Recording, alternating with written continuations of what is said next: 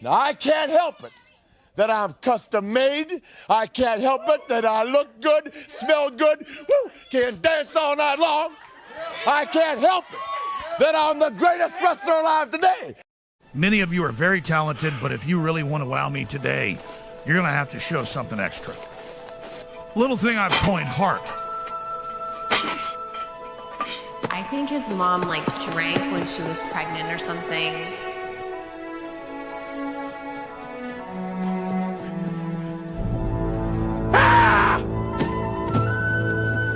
Attaboy, JD. Hustle, hustle. I believe in you, JD. Don't listen to those motherfuckers. I know your heart's on the football field, but I need your head in history class, Mr. Vance. Yes, Vance, yes.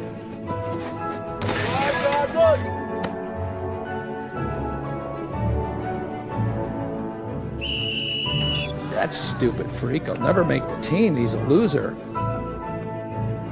Fuck you, Gavin. You and your dad are both gay.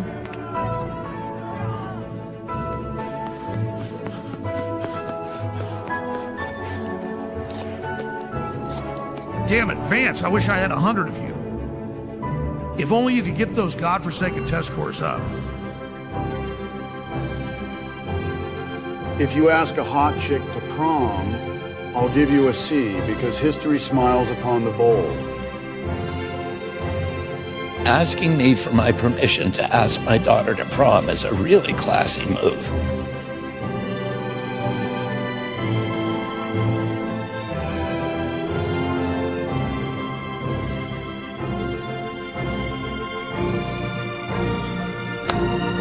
Vance past history. Now let's go beat the shit out of the Soros High Goblins.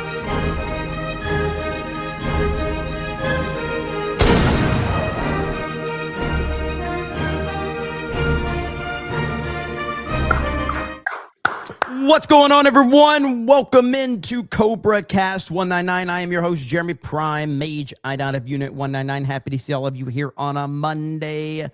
How was everyone's weekend? I hope it was okay. I hope you had a good weekend. I hope you found out what the oranges were for. But yes, we're here. We are going to get caught up on all of the things that we saw this weekend and some stuff that's happening today. And I'm not one to brag. Never have been one to brag.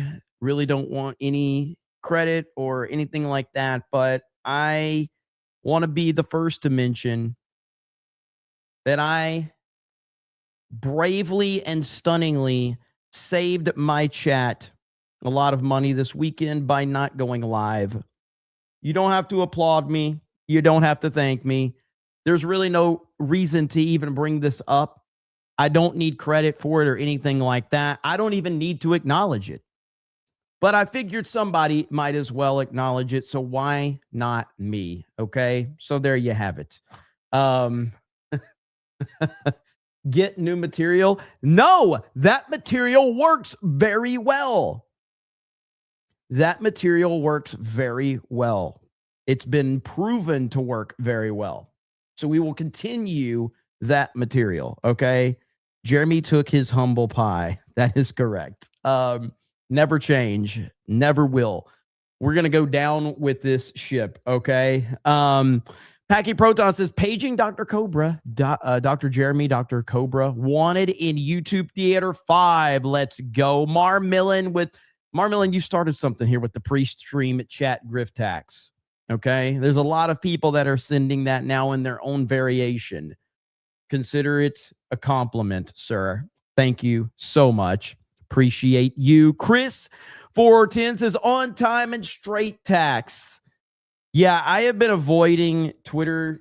I mean, obviously, I'm not saying I've been avoiding it, but I've gotten my topics and things like that. But Twitter is a shit show in the month of June. We all know that. And all of the corporations are virtue signaling and all of this. It's ridiculous. It really is. But what are you going to do, man? Munchie Ninja 450 says, just DM'd you the greatest tweet I've seen in a while. Hail to everyone in the 199. Is it the one you sent me yesterday? Because I'm looking to see. I got the one you sent me yesterday, Munchie. Is that the one you're talking about? Just so we can, clarify that. But I do have that one pulled up and we will talk about it if that's the one. Yes? Okay. I got you. We will talk about that one. Thank you, brother. Appreciate it. Stormbreaker says, all hail Cobra Commander Jeremy and King Trump. Let's freaking go. And says, and of course, Trump is, and of course, in King Trump, we trust. That's right, as always. Lady Erin D listened to me. Look at that. So Lady Erin D watched the first couple episodes of Breaking Bad. And then, and I get it, look, because it took me about half the season to really get into Breaking Bad as well. So I do understand. So she's like, I'm 2 episodes in. It's not really clicking for me. So I said, you got to just power through. I promise you, you will not regret it. And there we have it right there. She's now in season 3 and she's loving it. Yes, it is one of the greatest shows ever made. And when you're done with Breaking Bad, you then have to go and watch Better Call Saul. And you will love both of them. So the way that the Breaking Bad universe goes, you have Breaking Bad, then you have the continuation of Breaking Bad, which is El Camino. I don't think El Camino is that great. I don't think that it's not terrible, but it's just forgettable. It's just meh, so I don't even recommend people watch El Camino, really. I don't think it's fine. It's whatever. But Breaking Bad and then Better Call Saul, which is the prequel to Breaking Bad, fantastic. You can't get much better than these 2 episodes. The best thing I can say about El Camino is it's not offensively bad. But it's just, I've watched it one time and I've never wanted to go back and watch it again. Maybe I will one day, but it was very, very just blah to me. But it's a movie. But either way, I'm glad you're enjoying it, Lady Erin D. That's awesome. Little Jim Salo says they released the Henry Nowak body cam footage. I'm not even sure what this is. Which one is this one? Am I not caught up on that one? Old Salty Dog says pre-stream fig grift tax. Let's freaking go. Jared the American says, got to use a pallet jack at work today. Thoughts, Jared, since you are the retail king, they want me to forklift certified. By the way, doing better than last week. Well, again, just as a heads, a stabbing in UK. Okay, I'm not sure if I'm familiar. Yeah, I think I'm vaguely familiar with that story. So the first thing you have to realize is now that if you become forklift certified, the ladies will be everywhere now, okay? So just understand that. As soon as you get forklift certified, the ladies will be everywhere. You won't be able to get them away from you, all right? You will be a chick magnet. You just you go to the store, you whip out that credit card, and they accidentally see the forklift certified, and they're like, oh, you're forklift certified. And just play it off. Just be like, yeah, not a big deal, really. And just act like you don't care. Act like, who cares?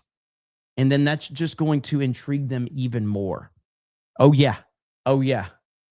And then when you tell them you spend most of your day watching Geeks and Gamers content, oh, it's over. It's over. They're like, wait a minute. Not only are you forklift certified, you also the meme game of G&G, and they're gonna be like, it's over at that point. It's over. That's how you get the ladies. So no, but I'm glad you're doing better, brother. I'm glad you're doing better. Elite Goose +1 says honk. Peter says hashtag original comment about pre-stream tax is so beardo of to wait. What? Original comment about pre-stream tax, also beardo fat, you gay. There we go. There we go. We got it. We got it. All right. Bright Matt says, hi, Jeremy. I hope you're doing well. Hail to you in the 199. Hello to you, Bright Matt. Also, Bright Matt with 10 says, I was about to tell you about the case. The body cam footage is horrible. The police handcuffed Henry while he is telling them he's been stabbed and he can't breathe. It's shocking. I probably won't watch that on stream, but I will check it out because it's probably not going to do me any favors to watch it on stream the way that the YouTube AI is now. Although it does seem like it is dialed down in the last couple of weeks. Jeeping Baylor says, did you see that Zack Snyder is set to remake Escape from New York? Boo. Yeah. Yeah, not good. Durka 199 for $1. Thank you. Steven says, Sons of Anarchy, yay or nay? You already know the answer to this question. It is not just yay. It is the most definitive yay I could ever give any TV series. Sons of Anarchy, one of my favorite shows ever. It is definitely yay by a mile. Jackson says, Ryan stuck in Chuck, or stuck like Chuck. He should marry an American. Yeah, I mean, look, he'll be okay. From what I understand, he'll be okay. He's loving it over there. So good on him for that. But yeah, Ryan is stuck in Japan, and I just need him to be very angry by the time he gets back to start doing G&G daily content again. That's the main thing that I need from him. And I think that that's going to be okay. I think that's going to be fine. We'll be okay. My sources tell me that he's miserable. One thing we have to discuss, Kingdom Hearts Gamer says, and ladies love it when you wear Crocs. Oh, 100%. Dude, Kingdom Hearts Gamer, I completely forgot about that. But yes, that's the thing, right? If you want to get the trifecta, it's memes, forklift driver certified, and Crocs. At that point in time, they can't resist you even if they wanted to. All right? Even if they wanted to, they would not be able to resist you. And the only thing you can't do, and I'm just being real, okay? Because I'm here to guide all of you in the right direction, okay? Don't wear socks. Okay? That's not cool. All right? As long as you're not wearing socks, you're cool. Okay? You can't wear socks with the Crocs. You can't do that. That's no. You can't do that. All right? But as long as you're just wearing Crocs, you're good. All right? The only way they'll laugh at you is if you're wearing socks with Crocs. All right? Jay can get away with anything. We're not all Jay, okay? So, okay, so anyway, we got to talk about what's going on in California, Los Angeles. That's right, because everything is going down tomorrow with the mayor race. And I don't really know, like I'm kind of late to the game on this as far as covering a lot of this, but the stuff with Spencer Pratt has been very, very interesting, and it's getting real good. It's getting real good. We're going to hop over here to Black Conservative Perspective. And of course, if you have not subscribed to Greg, you should be. He is almost at 1 million subscribers. He's awesome. But this thing is picking up. Now, I don't know if Greg has this clip in his video, and I'm sure he does, knowing Greg, but there's this one clip that I want to show everybody before we get into Greg's video. And this is exactly how you answer these clowns right here. Okay. Spencer Pratt shuts down NBC reporter, repeatedly trying to force Trump questions into his LA mayoral race right here. Okay. Everything, as you may or may not know in politics these days, is seen through the prism of President Donald Trump. Do you think President Trump is a good president?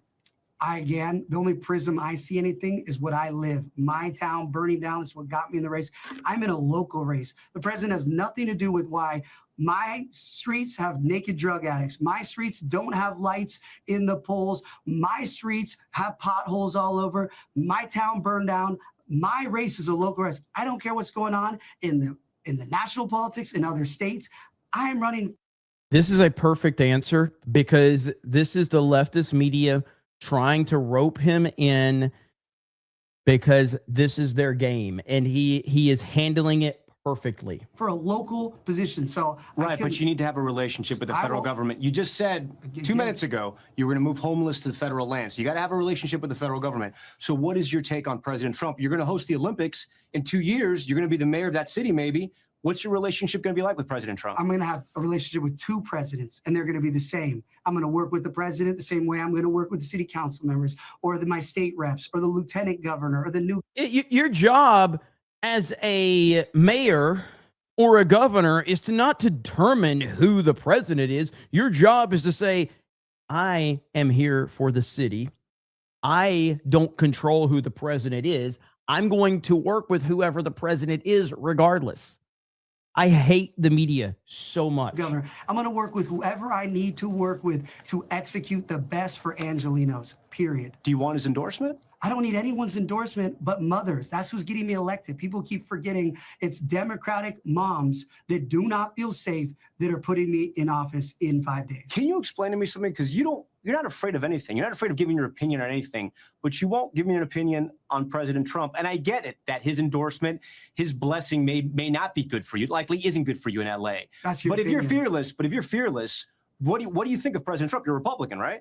Again, this right here, what you're doing. I'm just asking. No, I'm telling you, this conversation is what's destroyed local elections. People don't care in LA. They want to feel safe. They don't want to step in human poop. I don't need to have personal opinions about anybody that doesn't affect them stepping in human poop. It's not being scared. I'm just not falling in for this tribal politics back and forth. It's a local election. I'm not running for president. So it doesn't matter my opinion on any presidents. Absolutely perfect answer. A perfect answer. And like I said, I'm sure Greg is going to put that same clip in his video, but I felt like showing that one for people that are not aware of what's going on. That's a good hook right there. Now we will move over to Greg's video. And like I said, mods will drop links to Black Conservative Perspective. And make sure you go show him some love. He does great content. Chances, do you think? Polls aside, what do you think? Well, I mean, I think he's going to be in the runoff, and I think it's going to be between Karen Bass and Spencer Pratt. And a lot of this really just has to do with the fact that LA is a mess right now. I have an employee here who was in his car in downtown LA 2 nights ago and was shot at, and his car got hit. He's thankfully okay. That is correct. Who said that? Nathan's says TMZ celebrated Charlie Kirk's death. Never forget that. They absolutely did. TMZ celebrated Charlie Kirk's death. They cheered when it happened. But 10 years ago, 15 years ago, downtown had this renaissance, and people were moving down there. Restaurants were opening up, businesses opening up, and it was really a place to go. It was a destination. And now, the sense people have outside of that area is you're crazy to go downtown. Why would you do that? So that is kind of a glimmer of what's going on in this city. Homelessness is terrible right now. We just have a real problem here. And then when you hear everything that you're complaining about is shit that you wanted. You supported all this shit, Harvey Levin. You supported all of it, all while cheering for the death of Charlie Kirk. People say, oh, it's gotten better. It's sort of like, who are you going to believe, me or your lying eyes? But this city is a mess. And I think that Spencer Pratt has struck a chord. That said, I will say this. I do think experience matters. Experience of running a big organization. He doesn't have that. And I think that is something people should think about, but they don't. Yeah, whatever. They think about campaign ads, they think about sizzle, and they think about their upset. But right now, this city is not functioning well, period. So that was had a rough night. I care about safety safety, the lights being on, potholes, what a mayor should care about. If it's legal, I'm going to be enforcing. You can't be smoking. I don't want you smoking in front of kids at the park. I'll be enforcing. If you're smoking that in front of a kid at a swing, I'll be getting you as mayor. Dude, this guy is on point. That's the exact answer you want to hear. Do it in the privacy of your own home. I don't care. No more drugs around kids at parks and schools, in front of daycares, even if it's illegal pot. We need to have a society of consequences again. I never thought growing up I could smoke a blunt in front of a kid at the park. Now that happens. Moms do not want their kids that are So we got to talk about this fascinating interview between Spencer Pratt, who's running for mayor of Los Angeles as a Republican, and Bill Maher, who claims to be a classical liberal. He claims to be a liberal that still has some common sense, who's still living in reality. And thank you guys for the love on Kick. I see all of you, and thank you for the Rumble chat. I appreciate it. I'll get to everything. Best chat ever. Who's not super woke. That is what he claims to be. Okay. And Bill Maher has a lot of complaints about the Democrat Party. And you would think that somebody like Spencer Pratt will be right up his alley. Okay. Because again, liberals, ones that again identify as actually liberal, the real definition of the word liberal, they claim not to be crazy, right? They claim that they're not like the left, but they continue to vote for the left. And I think that's probably the biggest issue with these people. Okay. And I think that Spencer Pratt probably has a great chance of reaching those people. I think in this interview with Bill Maher, Spencer Pratt laid out clearly why is it that socialism is the wrong direction for California to go in. In fact, socialism is the problem with California. Can you name anyone, like people that are local in the LA area? First of all, I apologize in advance, but can you name anyone that actually supports Karen Bass? Like, can you name anyone? Can you name a supporter of her? Do you know anyone that actually supports her? I saw this earlier right here, which I thought was funny. You got this right here. Spencer Pratt says she's scared and desperate. She's on with Kathy Griffin. Massive viewership of 159 people. 159 people are watching. That's it. But we're supposed to believe that this person is just so popular. Because with socialism comes corruption, and the rich in California, right? The liberal rich in California love socialism because they use socialism as a means of enriching themselves. Well, here's what's happened. Socialism has captivated people because everyone has, this is my thought. Sure. I feel like people are all hyped on socialism because they're like, everything's so expensive. America's failed. Give me money. But what they're forgetting is all the people that these socialists are saying they're taking the money and giving, they're going to leave. And then they're not going to have any money to take from these people to give to you.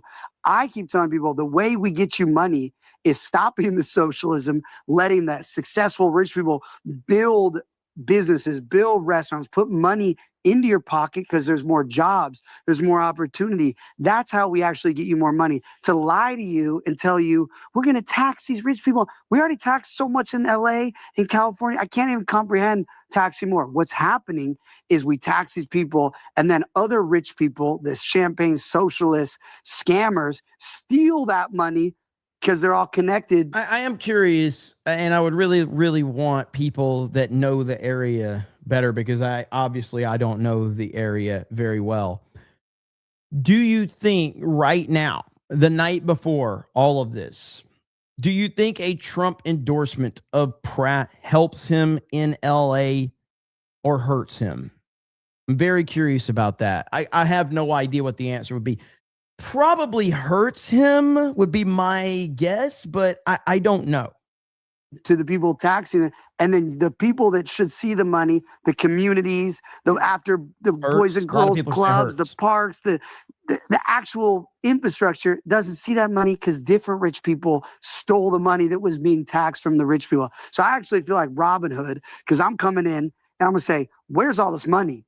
We're done with everyone stealing the tax money. We're gonna actually put it to the people that have turned to socialism because they say America doesn't work. It doesn't work if we let people steal all the tax money and we have no accountability and transparency. And you know, I mean, look, I mean, you're not the first guy to say these kind of things. It's all who can actually do it, who can stand up to what is going to come up against you when you actually try to implement. But really, I mean, I this promise state, you, I'm the one. Okay, and I hope you are. I am the one. I hate these people so much. I know. When you said don't be so personal, it's personal for me. Yeah, see, seeing that, you heard that. Perfect explanation of why socialism basically is just a wealth redistribution scheme to the liberal rich, right? That's actually what it means. Okay, these socialists claim that they want to tax the rich, right, and redistribute the wealth to the poor, right? That's bullshit. But they really just redistribute the wealth to the illegal immigrants first and foremost, because they need illegals to vote for Democrats, right? This is what they need. And they also need illegals because they want the country to be less white, right? For their cultural Marxist agenda, right? So yes, the illegals, they get the wealth, and the people who don't want to work, they get the wealth as well too. And the rich liberal elite, okay, the nonprofits, okay, who benefit from socialism, who benefit from the government handouts to solve problems that they cause, right? They also get rich as well too. Okay, so again, you redistribute wealth from productive people, people who actually make an honest living, who got rich in an honest way, actually, building something good for society, doing good things for society. You take from those people and you make people who are already rich richer, who don't do anything for society, who are agents of chaos, and illegals and people who don't want to work and contribute, right? That's typically kind of how it goes, right? That is what happened out in California. Okay. And I think that Spencer Pratt is doing a great job of sticking to the core issues, right? Not getting off on these side projects, right? These things that don't really matter that much, sticking to the core issues that are plaguing the lives of everyday people. Quality of life issues is what I call them. And I think that's part of the reason why Spencer Pratt is surging in the polls to the point where and dude, like what he was saying about how Democrats want non-whites and illegals. Trump posted this on True Social just the other day. Trump posted this on True Social. Billions were spent to convince you this is evil. This is the guy that they say is controlled by Israel, by the way. This is the guy that they say. So why is he posting this? Like, that is my president right there. And it's so fucking accurate. It's so accurate. He took the lead in one poll, one shock poll. I mean, it was essentially statistically tied, okay, because it was all within the margin of error. But still, I mean, being a Republican leading in a major poll, right, in the Los Angeles mayor's race is something to congratulate, right? Like, that's an accomplishment. Clearly, this man is effective. And I think part of the reason why is because of exchanges like this. It's interesting to talk to somebody who didn't take an interest in politics until recently. And I've encountered this phenomenon before. You know where? Strip clubs. You ever talk to a stripper about politics? It's awesome because they don't know what the right answer is supposed to be. And you know what they come out very often? More conservative. They're like, why should I I work hard for my money. Why should that be it's like, and I'm like, that's what conservatives say. Oh no. That is pretty funny. That's pretty funny from Bill Maher. I'm a liberal. Yeah, you think you're a liberal, but you just don't know about anything. You don't know the issues. You don't know stuff like that. And this is just your reaction to stuff. Taxes, no taxes on tips. I'll vote for Trump tomorrow because that's the issue that's important to them. And you can't blame people for that. Well, I mean, most normie people, right, in politics, or just, kind of generally speaking, tend to be more liberal socially, right? I mean, Bill Maher is giving an example of a stripper.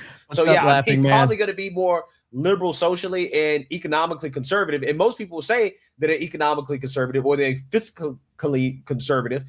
This is what they say, right? Until it comes time to tax somebody else, right? That they think got more than them. But regardless, that's what most people are going to say, right? Most people personally don't want to be taxed. Right, they don't want to be taxed, and most people are kind of socially liberal. Well, yeah, I agree. Somebody in the chat just said most normal people are conservative. That's right, and this is why you've had a propaganda machine to the level that we have never seen it to convince you that Republican bad, conservative bad, and Trump bad. We've never seen a propaganda machine like this.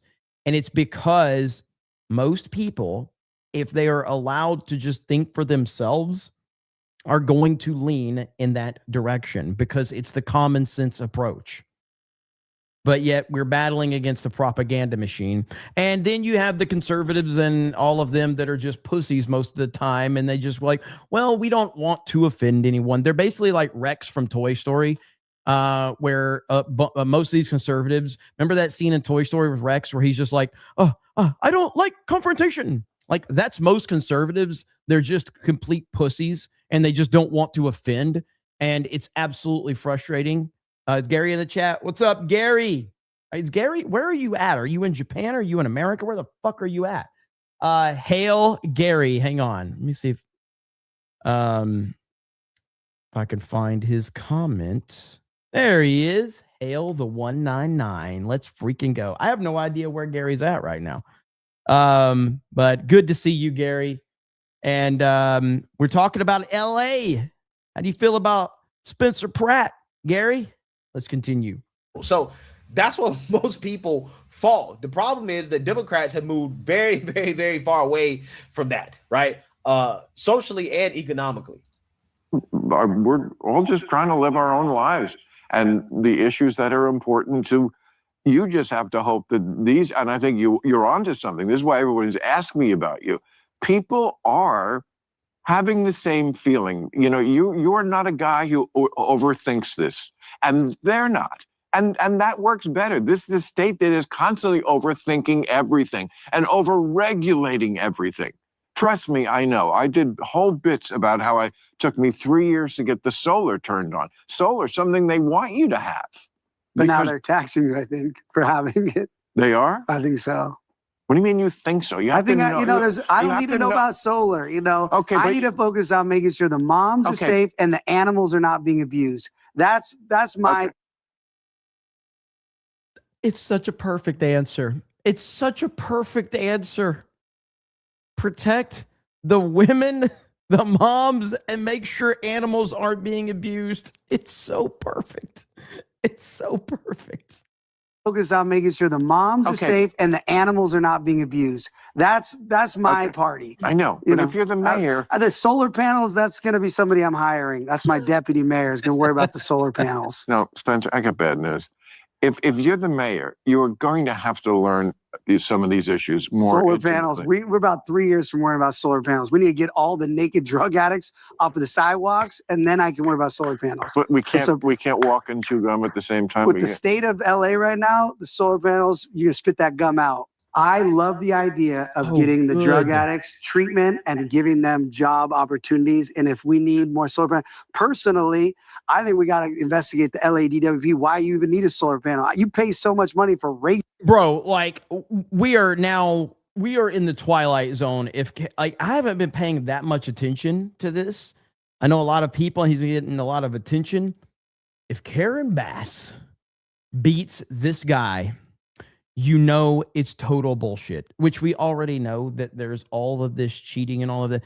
There is no way you're going to convince me people are voting for Karen Bass over this guy. There's no fucking way. Regular electricity, that we got to check why our rates are going up 10% plus every month, and we're not getting better electricity. Alkaline water is not coming out of our tap. So I'll get back to you on the solar panels, but it's a little. My totem pole is make sure people don't have home invasions every single night. Right. Make sure you're not losing your pole suspension because we haven't fixed a road. I'm basic. That's why I'm resonating. Common sense, basic stuff. People that are struggling to live in LA right now because it's so expensive, and there's. I don't know what his aspirations are beyond this, and so let's just say win, lose, or draw. It really doesn't matter. Like, what is his future aspirations? Because this guy has the exact level of common sense that is needed. His common sense, it even might be a little more detailed than Trump's. That's not a criticism of Trump. Trump has got a whole different way of thinking. So I'm not saying he's better or whatever, but some of the details are important. Talking about protecting the suspension on your vehicle because of potholes. Holy shit, that's a common sense take. That's an everyday American take right there. Like, you can't fake that. I'm sorry. You just can't. Stepping in human poop. They don't care about your problem with the solar panel right now, but they may, once I get rid of the poop and I make it more affordable to live, then they may want solar panels. But like my schedule, I'm going to do this for 8 years. So we got a lot of time to learn about your issues. 8 years. I'm going to be married for 8 years. Oh, Yo, I love this answer so much. I love this answer so much, right? Again, this guy is the best thing that happened in politics in a long time because he's just like, he's so normal, right? Like, he's smart, but he articulates himself like a normal person in a way that normal people understand and normal people get. What he's telling Bill Maher is that, listen, I'm not concerned about these niche issues, right? Like solar panels, right? I'm not concerned about that. LA needs the basics, right? I'm concerned about the basics. We don't have the basics down. Hail Gary, Ryan in Japan tax. This might be my favorite tax right here. This is the new tax we have to pay here at CobraCast 199. Ryan in Japan tax.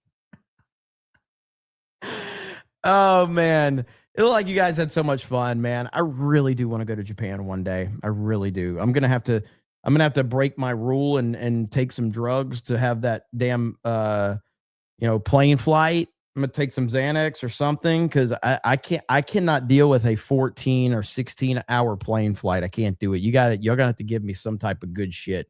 That's the only way I can make that. I barely handled the 5-hour flight from LA. I was a fucking mess.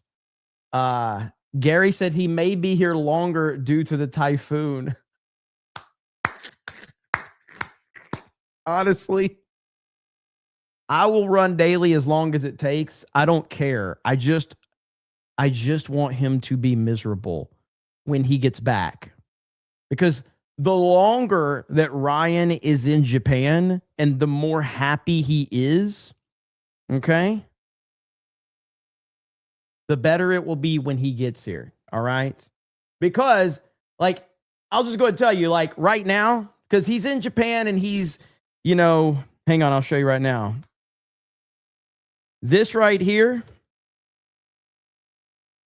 is what he'll be heading back to see right here. If I can find this video, is this it? Trying to find it. There's this Walmart video that I saw, and it's so good. So right here. Okay, this is what Ryan's gonna head back to when he gets to America. Woman arrested. She was screaming at the top of her lungs, "Walmart is racist."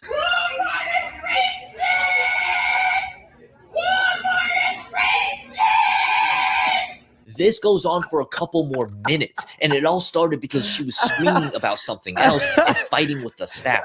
So Walmart employees had to call the police and report a mentally unstable person in their store. When the trooper shows up and tries to calm her down, she gets all confrontational and starts throwing merchandise everywhere. The trooper is patient and tries to reason with her, but then she slaps him in the face, knocking his glasses off. At this point, the trooper has had enough and wrestles her to the ground, arresting her. There is absolutely nothing racist about this. She was causing a huge public disturbance and, not to mention, assaulted a police officer. The video has gone viral online and people are claiming that she was arrested due to shoplifting, but there is no evidence of that. So that's what Ryan will return to, and he's happy now, okay? But it won't last for long, okay? It won't last for long, and that's the beauty of it, because he gets here, he will land in America. Okay, here's another video of it right here. He'll land in America and he'll be so happy, and then it'll only take a story like this. Herself, Hillary Deplorables Clinton, who may be one of the world's slowest learners, not content with calling half the country deplorable, she now wants Trump supporters to submit to re-education. Those MAGA extremists, here we go. Take their over and over again. I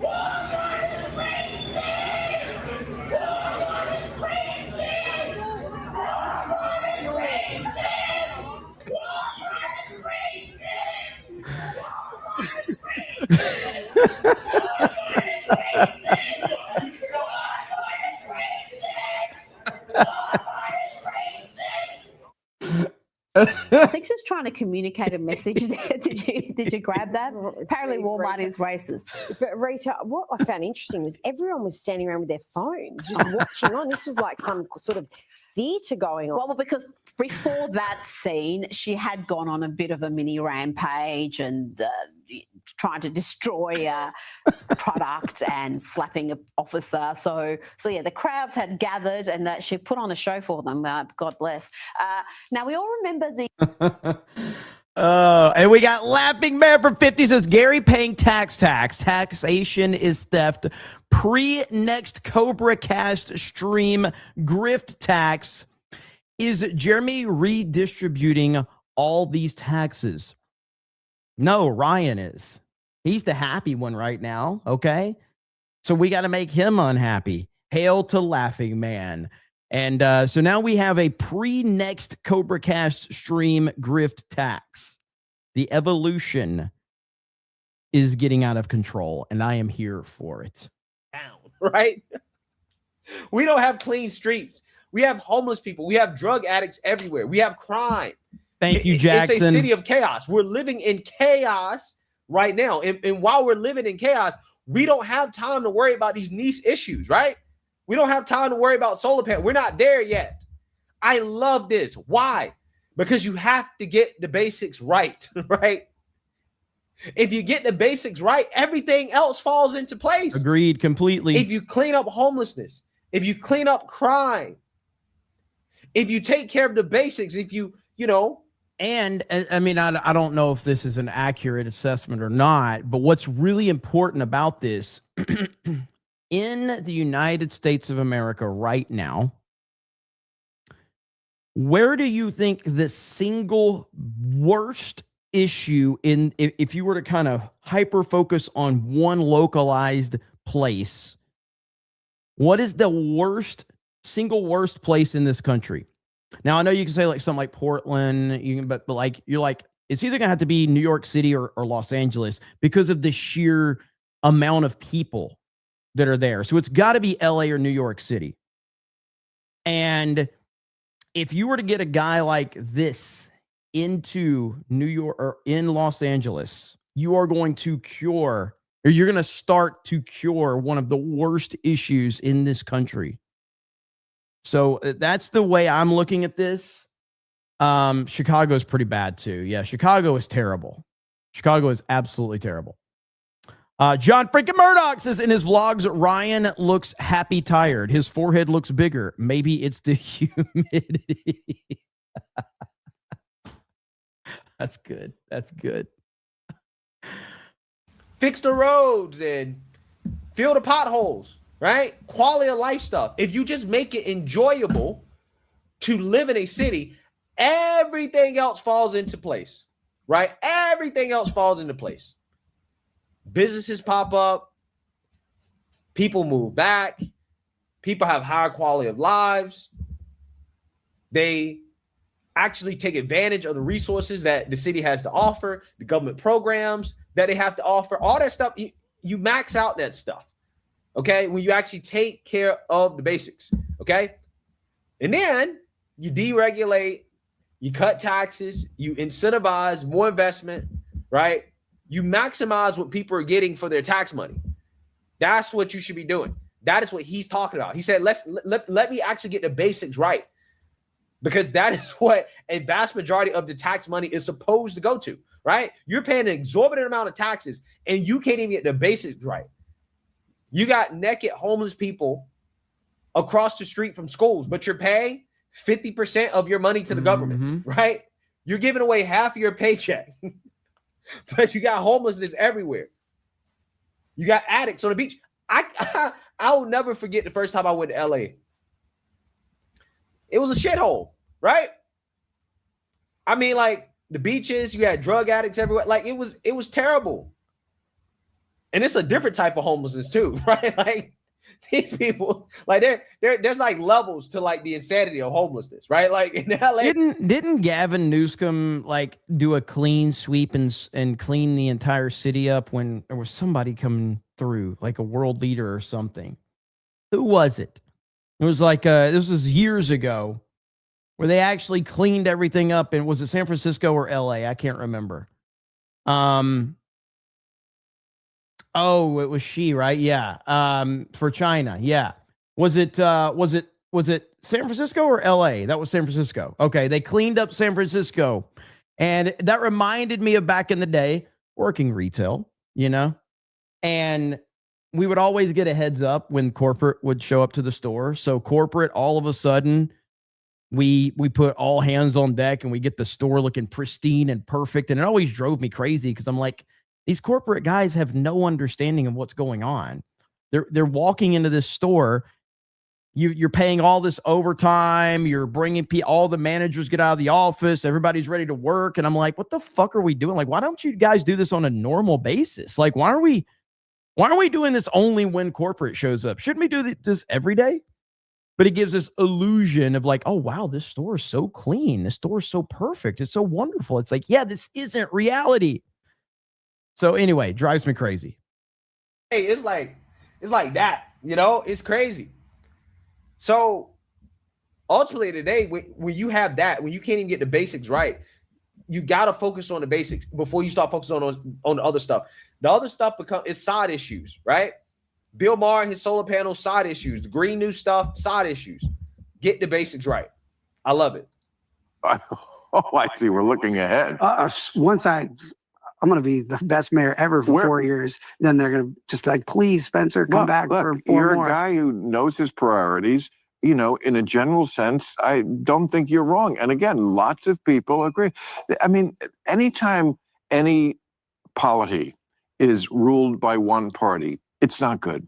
Not even if you are a Democrat, you have to understand that it's not good because you need the check on the other.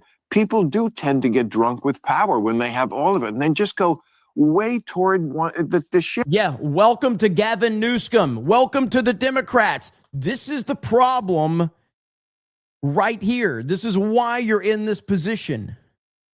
Just tilts toward one side too many, and that's what has happened with the state of California. Correct. That is what has happened, right? California is under one party rule, and that is why the issues of California are much bigger than what Spencer Pratt can solve, right? However, I think that he's a step in the right direction. He's a step in the direction of common sense. He's a sign that, hey, at some point, there's a breaking point, right? At some point, these people living in these liberal cities are going to stand up to this far left nonsense because it happens in every city. Chicago, it's happening in Seattle now, right? Seattle's getting it, right? We saw it happen in Oakland. We saw it happen in San Francisco. It's going to happen in New York, right? It happens in every single last one of these cities that try these socialist experiments. It's the same outcome. It's the same outcome. So at some point, these people will wake up and they'll realize, and I think that this is the chance. I think that, again, Spencer Pratt, he's running on common sense, right? Common sense is something that is we are seriously lacking that. Common sense isn't so common as many have said. Now, in terms of where we're at right now, you know, we'll see what the latest is. So we have Spencer Pratt is surging in Los Angeles.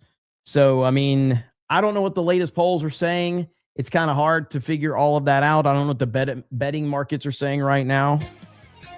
Democrats had big midterm dreams, and they woke up, and the California dream was dead. And the socialists were getting robbed by Robin Hood. I actually feel like Robin Hood because I'm coming in and I'm going to say, where's all this money? We're done with everyone stealing the tax money. We're going to actually put it to the people that have turned to socialism because they say America doesn't work. It doesn't work if we let people steal all the tax money and we have no accountability and transparency. California voters hit the polls tomorrow. Spencer Pratt's got an 85% shot at making the runoff. And the voters Karen Bass wrote off, they're the ones sending him there. Man, you know that they are doubling down on the cheating right now. You know they are calling in all of their tactics right now because they are in panic mode. She don't get to do that twice. Now you come in here all the way to Crenshaw from the Palisades, and we all got something in common. Let's do it. That's right. Let's do it. And while Pratt works the streets, here's what those streets look like under Karen. Quote, wow, somebody just died on Karen's live stream. LAPD setting up a white tent to cover the body. My God. This isn't a reality show. It is a horror show. This is what Pratt's running to fix. Goodness. So when Bill Maher wanted to talk solar, Pratt was like, have you seen the sidewalks? I don't need to know about. I am so glad. Like anybody else in this position would have just wanted to be like, well, here's the thing with solar. Here's the thing with solar. Like, because they're so scared to step outside of the narrative. And I'm so happy that he did this. And this is going a long way with a lot of people. This is exactly it. This isn't planned. This isn't a tactic. This is just him responding naturally as a logical thinking human being. Solar, okay, I need to focus on making sure the moms are safe and the animals are not being abused. That's my party. I know, but if you're the mayor, the solar panels, that's going to be somebody I'm hiring. That's my deputy mayor is going to worry about the solar panels. No, Spencer, I got bad news. If you're the mayor, you are going to have to learn some of these issues more. Solar panels. We're about 3 years from worrying about solar panels. We need to get all the naked drug addicts off of the sidewalks, and then I can worry about solar panels. But we can't walk and chew gum at the same time. With the state of LA right now, such a perfect answer. You can spit that gum out. Solar can wait. Pratt's got bigger problems with PICS. They don't want to invest in LA because we allow the naked drug addicts in front of the hotels. Wait, you keep saying that. You got to realize, are they really naked? Butt naked. I will. If you give me your phone number, I will send you 1,000 naked drug addict videos a week. I don't have to think about that one. No.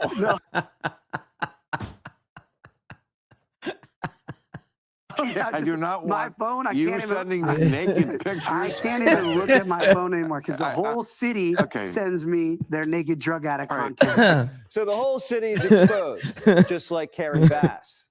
What do you think about Karen Bass? I just call her Karen Bass Ackwards. That's what we've always called her in my house. Do you think Spencer Pratt he's gaining traction?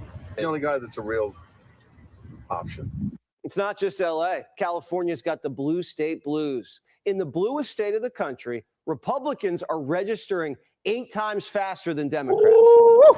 And a Republican might actually crack the jungle primary. Look at that. Steyer, Becerra, Hilton, neck and neck. The whole map's moving. Republican Senate odds are the best they've been in months. An 11-point swing in a matter of weeks. Well, this is the thing is, I've mentioned this many times. Because again, even I, would get caught up in, the negative California narrative. But the reality of it is there are more registered Republicans in the state of California than any state in this country.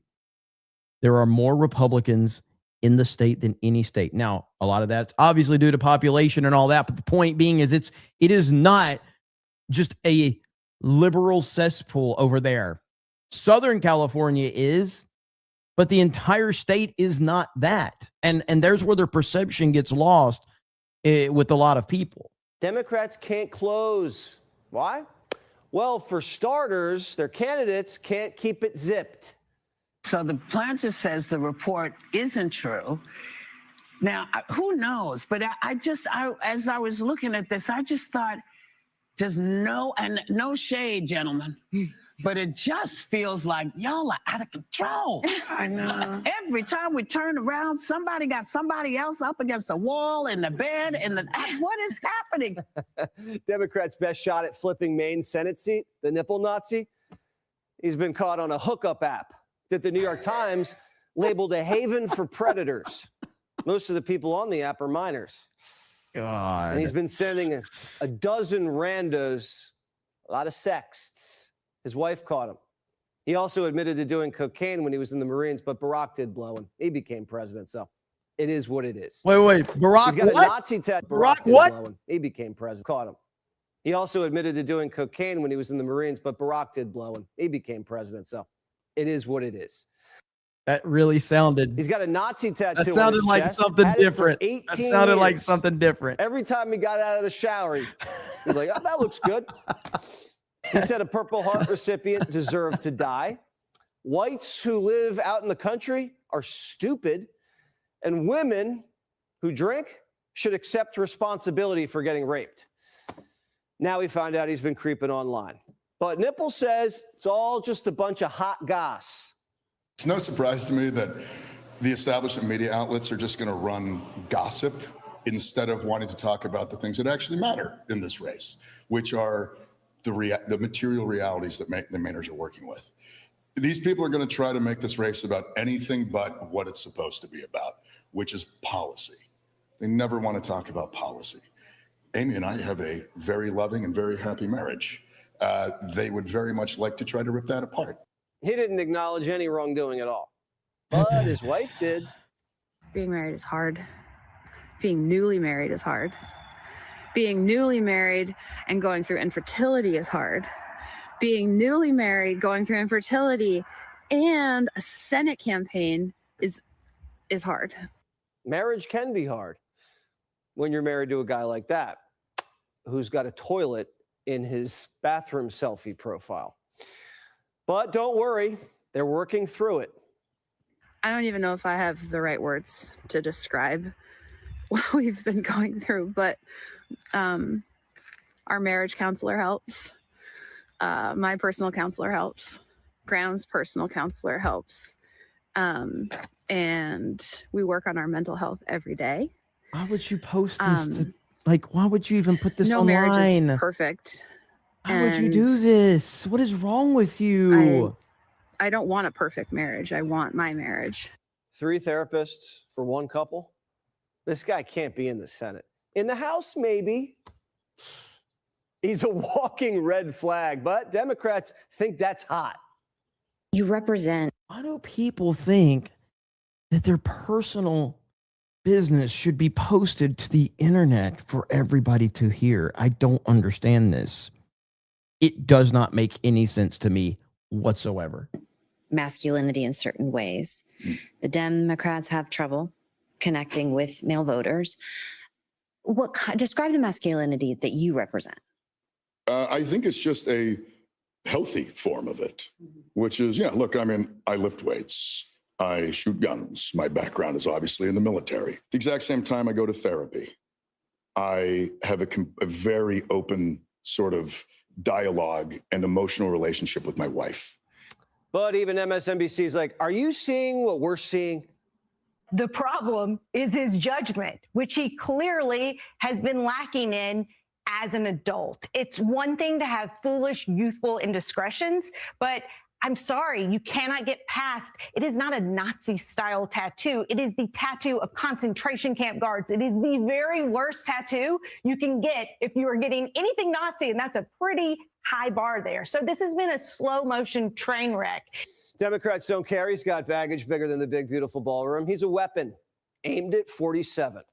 Is this revelation disqualifying in your mind? Let's talk a little bit more about Trump's controversies, all of which get enabled by. But Trump, it's always going to go back to Trump. But Trump. Susan Collins votes in the Senate. He certainly admitted that he has made mistakes, but I think this is going to be a pretty clear contrast in Maine. Yeah, I have concerns. That guy has questions to answer, and that's what campaigns are for. If we do not get the votes necessary to take care of the House and the Senate, we will continue to have an out-of-control president. I hope that they elect somebody that is going to stand up to this president. The nipple Nazi couldn't get a security clearance because he's confessed he's a communist. He couldn't get hired as a teacher. He's on an app where people prey on teens. Corporate America would never give this guy even an interview after what he said about blacks, drugs, hookers. Plus, he's mentally unstable. He's battled a drinking problem. He signed up to be a military contractor because he could, quote, he wanted to kill. This is exactly what this is exactly what you would expect the Democrats to do right here. What was the guy's name in House of Cards season 1? The bald dude that that Frank Underwood took under his wing. It was going to make him the governor of Pennsylvania. Was it Peter something? Somebody will say it in the chat, but that's 100% really reminiscent of this. Not Doug Stamper. That was his chief of staff. Not Peter Navarro. Peter, was it Russo? Russo, that was his name right there. Yes. And this is exactly the same story. The same exact storyline. 100%. His only qualification is that he hates Trump. And Democrats are like, that's our guy. All of this to knock off Susan Collins, a Republican who basically votes like a Democrat. Democrats say they care about character. Well, what about the nipple Nazi's character? He has none. He's a cheater. He's an anti-Semite because the fact. Fox News is just an emotional support hotline for Trump supporters. Well, first of all, let's clear one thing up. That is what CobraCast is. Okay. So let's get that clear. That is not Fox News. That is what CobraCast is. We are an emotional support hotline for Trump supporters. Okay. That's what we are. So I don't appreciate you taking what we stand for and applying it to the mainstream. That's what we are. Okay. So let's get it straight. And then he says, no shit. Motherfucker, you're the one that said it was Fox News. You should have said CobraCast, retard. I'm the one correcting you. So maybe you shouldn't be retarded. Get it right next time. Or I'm going to do you the worst thing ever. I'm not going to ban you from my chat. I'm going to make you stay here because I have the power to make you stay. Because now you, a hater, can't help but to watch me now with the hopes that I will acknowledge you again. Because it's the greatest moment of your life. And I'm never going to acknowledge you again. But you're going to keep trying. You're going to keep commenting. You're going to like, I'm going to get him. Only with a $50 super chat will I acknowledge you. Those are the rules. Those are the rules. I don't make the rules. I have to follow them. Enjoy your moment. Come back when you get $50. Okay? Laughing Man says, you see the numbers in the name. I didn't. Where's he at? I got to go back and look now. I don't know how far back I can go. I'm scrolling, but I don't see. But 50. I don't see him though. Did he disappear? So, oh, there it is. There it is. Okay. Yeah. That's his numbers right there. Uh-oh, somebody's rattled. I'm making a lot of money from you. So there it is. Okay, so because of Laughing Man, I had to acknowledge you one more time. So you see my instincts were correct. Thank you, Look at Laughing Man with the attention to detail. So my instincts were correct. And now this person is super, super, super focused on this stream. But you're not going to get acknowledged again unless you drop a $50 super chat. I want to read more of your comments. I really do. But I'm not allowed to unless it's a 50 minimum. Okay? And then because this is Trump's America, there's going to be massive inflation. So if you send the 50 hater, the next time has to be 100. That's just because it's Trump's America. Okay? That's how it works in Trump's America. So it has to go from 50 then to 100 before I can acknowledge you again. That he had that tattoo for 20 years and didn't know what it was is a lie. So he's a liar, a racist, an anti-Semite. Homophobe. He's a homophobe. Yeah. But who cares about character when power's on the line? Same thing in Texas. They'll run anybody. Their golden boy's a vegan preacher who loves him some trans kids. His own church bankrolls abortions, Palestine, and the transgender mafia. Talafrico sounds just like Mamala. I've gone to every corner of this state over the course of this campaign. Well, I've gone to every corner of Texas already over the course of this campaign, from Beaumont to El Paso, from Amarillo to Brownsville, from Beaumont to El Paso, from Amarillo to Brownsville, everywhere in between. And I can't tell you the number of people who come up to me at the end of these events. I can't tell you the number of people who come up to me at the end of these events and whisper, I'm not a Democrat. Like they're in the witness protection program. Dr. Biden has a favorite sermon too. Joe was fine. Stroke or no stroke? He was fine. I mean, he was fine. It was inexplicable. But what if that had happened during a meeting with foreign leaders or something like that? I don't know how to answer that. But you're a doctor. What was I supposed to do? Well, you're a doctor. You're Dr. Jill Biden. You're supposed to have all the answers. What were you supposed to do? You're Dr. Jill Biden. You're supposed to have all the answers. Tell the truth. He gets off the stage. He says to me, Jill, I really, in other words, messed up, didn't I? And I said, yes, you did. I'm thinking, what do I say that will lift him up? That is true. I want to say the things that are true. And so I said, you know, you answered every question. My mind's racing. You know, That's a pretty low bar. Well, and so I had to sort of lift him up. I mean, I'm his wife. I'm not going to get out on the stage there and say, Joe, you really screwed that up. Shocked? Well, so were we when we heard the big guy's a big fan of the show. Quote, he was constantly watching Fox. Wait a minute. Didn't the hater just say that Fox News was like emotional support for Trump supporters?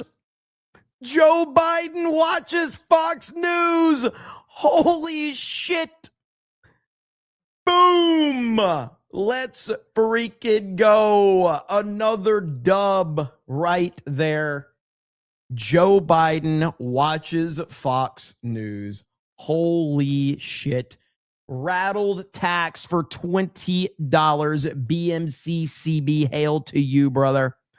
The 1A train for 20 says, remember when the random time, like in 2010, when the only news was Charlie Sheen on Corn Stars and Blow? Now we have legitimate Yahtzees running for Senate in Maine. What a time to be alive. It is a hell of a time, brother. And we're not going back. Everything has changed.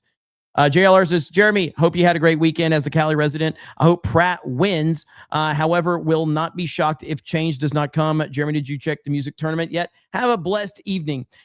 The thing about Pratt is I really, really do hope he wins. I have no idea. I don't have any understanding of the local area, but it just common sense tells me he has to have a legitimate chance right now, considering who his competition is. But it's also just an absolutely disastrous, area that's just overridden with corruption and cheating and all of that. So I who knows? So the big guy never changed the channel, but primetime wasn't what sank him. I think most Democratic primary voters think that Joe Biden accomplished some great things as president and appreciate that he beat Donald Trump in 2020.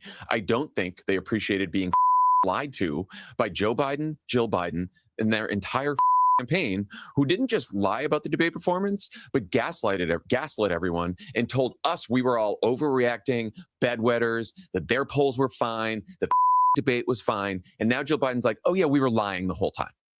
The Bidens won't own a thing. Party's angry. They're angry they lost, that they were lied to, and that they were kind of in on the lie. So anyone else that's angry, they're like, you're with us. I did not, laughing man, hear about the ballot boxes that were burned in LA. I mean, it doesn't surprise me, but I don't know the specific story you're talking about. Nazi tattoo, come on board. Vegan in Texas, oh, you're in. Burnt the city down 4 more years. Rage isn't a strategy. It's just a cope. It's not even much better than hope. And again, this is the party that decided that George Floyd was their hero. George Floyd was their hero. They decided to build monuments. They had a golden casket. They made every company bend the knee to social justice. So I don't know why anybody will be surprised that they are at this point right here. That's their hero right there. George Floyd is their hero. Unbelievable. Okay, let me catch up on some super chats really quickly. Thank you all for being here. I appreciate it. Let's see. Jackson says Ryan stuck. Oh, I got that one. Raven Black Sparrow, thank you for the member message. Brighton says the only pride flags I fly is the Union Jack and the St. George's Cross, not that fake flag which only represents a minority. Slain Hope says hail to 199, hail CobraCast, and hail good Jeremy. Thank you. Raven Black Sparrow says Ryan will be back to normal when he orders food and they mess it up. Rock Bottom says, you see the video of the guy who happens to be black getting in the face of the GB news guy?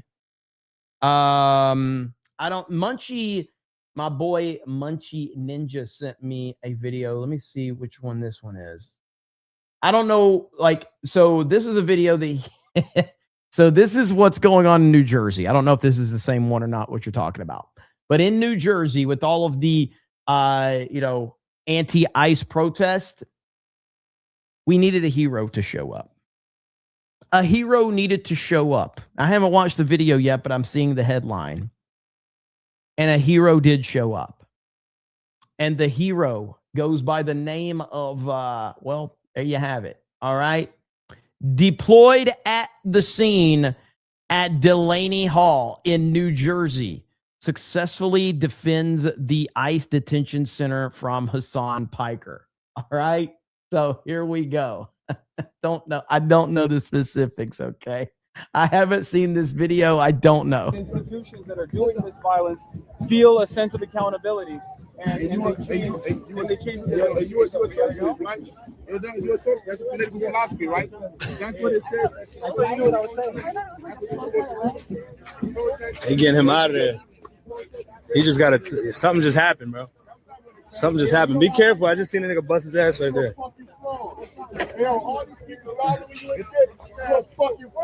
Wait, what happened? What happened that quick? What happened? He's a fucking fraud. He don't know what the fuck he's talking about. People following him because he got money. Yeah. Look at him running. You don't know what the fuck he's talking about. Fuck Twitch. They get out of here with them view bots. You view botting pussy. The fuck out of here, you view botting bitch. The fuck out of here, nigga. Go back to your desktop, you dog abuser. You fucking dog abuser. You abuse dogs, huh? You fucking bitch. You abuse dogs, right? How about we abuse you? You fucking punk. You abuse dogs? Word? What's up? What's up? You abuse dogs too? What's up? You fucking dog abuser, get the fuck out of my shit. Fuck out of here. Fuck Twitch. Go suck Dan Clancy dick. Punk, yeah, I ain't talking to you. Respect women, queen. I would never disrespect you, queen. Stay in your lane. This for my people right here. I don't even know this nigga. This is my people. Fuck you. Fuck Twitch. You dog abusing bitch. Yeah, you dog abuser. Yeah. You abuse dogs, right? You think that's sexy? You think that's sexy? You think don't touch me. You think abusing dogs is sexy? You think abusing dogs is sexy? You think abusing dogs is sexy, you weird ass bitch? What's up? It's not just him. Okay, so fuck him then. Fuck him then. Why you walking with him if he did it? Why you walking with him if he abused his dog? Why you walking with him if he abused his dog? So if you condone that, fuck you too. Okay, come on. Come on. Yeah, we can run. Let's run. Let's run, baby. I like running. Let's run. Let's run. Let's run. I like your red hair. It's nice. Yo, you abuse dogs, you fucking weirdo. You abuse dogs, you weirdo. Fuck Twitch. Don't touch me. Get shit. Yo, you smell like shit though. Back up. You do. Fuck Twitch. Fuck Twitch and fuck you. Fuck Twitch and fuck you. You fucking view botter. Yo, you abuse your dog? That's crazy, bro. Yo, your dog got a shot collar? Your dog got a shot collar? Get the fuck out of here. What, you gonna hit me? No, I'm not gonna hit you. Okay, so I'm in public though. Freedom of speech. He's a dog abuser. He's a dog abuser. He's a dog abuser. Why are you condoning a dog abuser? Fuck Twitch. You abuse your dog. It's interesting how all of these virtue signalers that talk about Black Lives Matter suddenly want to silence a black man when he's using his voice to call out someone. I thought black people could do no wrong, and we are supposed to listen to their pain. How dare we tell? We're not allowed to tell a black person what to say and how to feel. We haven't lived their life. We don't know the pain they've been through. And yet suddenly, as soon as a black man says something they don't like, suddenly they want to silence him. That's very interesting, isn't it? It's almost like it's all projection and it's all fake and gay. But that's not the end of Hassan's bad news, because Hassan also has been banned from the UK. That's right. Here's Asmongold reacting to that. Banned off the UK? He got banned out the UK. Left-wing YouTube pundit Cenk Uygur banned from entering the UK? Yeah. Okay. Well, I didn't want to talk about it, but my visa has also been revoked. We just found out. You shouldn't have been supporting terrorist organizations. He 100% wanted to talk about it, or he would not be talking about it. That he is trying to rally his supporters and the people he knows to help him out. Oh, you want to see a Houthi musical? Sure. I know they're singing, but I'm seeing just guns and shoot. This isn't a music video, Hassan. We think the Houthis, Ansar Allah, is doing what Luffy would do. You decided to opt into the realm of supporting terrorism, and now this happened to you? Yes, I will not be going as it stands currently. I don't believe that I'll be able to go to the United States. Yeah, supporting terrorism, it's actually not very popular in a lot of places of the world. I can't believe I'm calling Nasrallah base. I mean, listen, these motherfuckers are better read than you by a million. I don't know who to reach out for this. I was supposed to do something with Zach Polanski, do something with Jeremy Corbyn, do something at the Oxford Union, and now the Labour government has revoked our visas. A sad state of affairs where obviously the interests of Israel take the highest priority. It's Israel's fault. Take a shot. Take a shot every time it's Israel's fault. Ladies and gentlemen, listen, Hassan, I'm on record saying not really don't care about Israel one way or the other. But I'm starting to like them a lot if they had something to do with this. Priority. The thing is that, like, there's a lot of people that are critical of Israel, but they're not banned. You can be critical of Israel while still saying that Hamas is a terrorist organization and not gassing up Houthis on your stream. What the Houthis are doing is a good thing. 10 toes fucking down. Like, I mean, you can do both of those things. I think most people can. Nick Shirley can go, though, of course, because Nick Shirley isn't supporting terrorist groups that murder and kill people. It's really simple, actually. Walk around with like blades in their fucking belts and look cool, okay? And make musicals. They make a lot of musicals.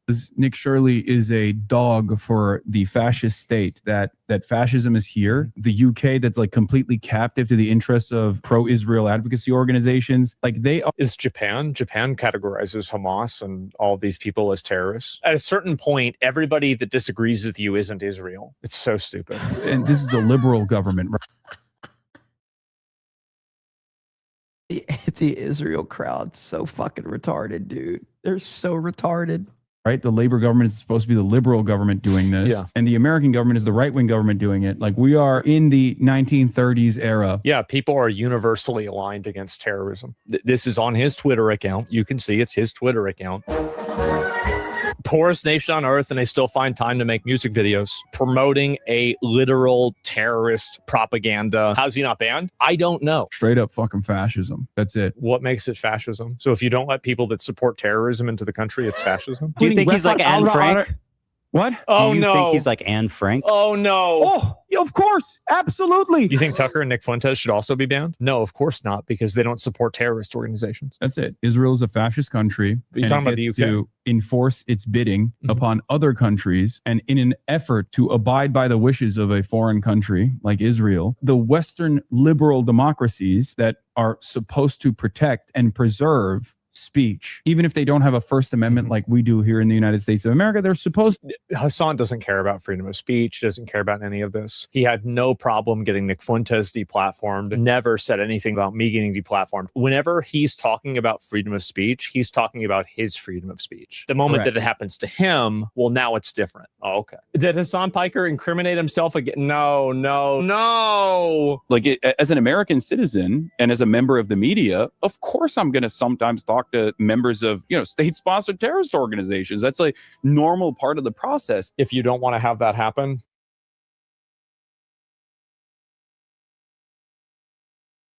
how dumb can this guy be? It truly blows my mind that he is right now the most prominent left-wing podcaster or streamer, whatever you want to call him. Like, am I right about that? Like, is Hassan the most prominent left-wing political streamer? I think he is. And I just cannot understand how that's a thing. I can't even remotely come close to figuring that one out. and you don't want to get banned, don't support terrorism. It's actually really simple. Let me see. Or most prominent lolcow. Yeah, that's true too. Leftists are stupid. That's why. That's true. Candace is more popular. Yeah, I guess Candace probably is more popular. I wouldn't call her like straight up left wing though. I would call Candace just. Candace is Team Candace. Whatever, you know, she will go whichever way the wind blows. So she truly will, and she's good at it. But I mean, he clearly is on the left. So, wow. But hey, you get what you deserve, Hassan. So, I mean, I typically am going to stand up for anybody that is being silenced or anything like that. But in Hassan's case, it's an obvious situation. This guy has broken every platform rule. He has violated every single thing that you could violate without being held accountable. It's unbelievable. The people that are banned, the people that get away with far left, like, I don't understand how he still has any voice whatsoever. Like, you got people like the Owen Benjamins of the world, Nick Fuentes of the world, all of them, and they've all been banned from everything. And yet Hassan still monetized, streaming on YouTube. He's on Twitch. It's crazy. So don't really have any sympathy for him. Durka says, we should sell California for $1 to Mexico. I mean, I wouldn't be against that. I would not. Oh, over on Kick, by the way, East Coast Toasty Boy had back-to-back 500 kicks. It says, my MIGA tax, make Islam go away. Also, the Rainbow Yahtzees are really punching air this month about normal people being sick of their narcissism. By shit-talking Christianity this month. Hope people tell them to F all the way off of next year, too. They can cry more. I agree completely. And then Pre-Dawn Courts with 52 kicks. Thank you for the support over there. Greatly appreciated. Peter says, you don't hate them enough, talking about the media. We have Mark of Reality says, experience running a big organization. Well, Karen Bass, absentee mayor, had never actually run a big organization, so she must be out. Exactly. Udite says, lol, you have more than 10K of Kathy Griffin, Karen Bass viewership as we speak. Hill Reps says, bridge and power plant day is needed. Praise Allah. Jackson Cagle for 2 says, tax. Steven says, voter boxes are already catching fire in LA. Is that seriously going on right now? Good Lord. Let me see here. Luis says that Happy Ryan is breaking on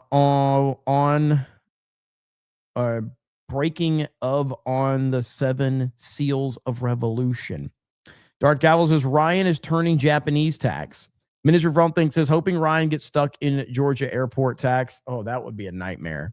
MacGyver says, Walmart is the new insane asylum. Phil says, Ryan in Japan tax. I hate that he's happy. It's against nature. Lunky Stray Dog says, you are gay.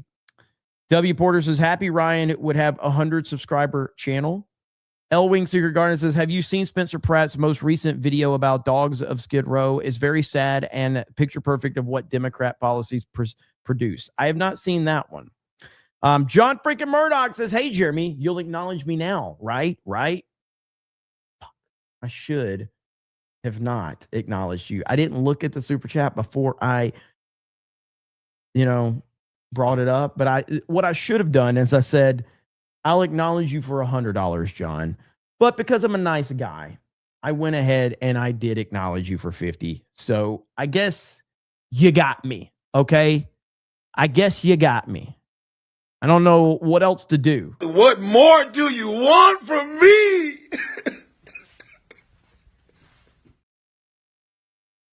That's one of your favorites, Laughing Man.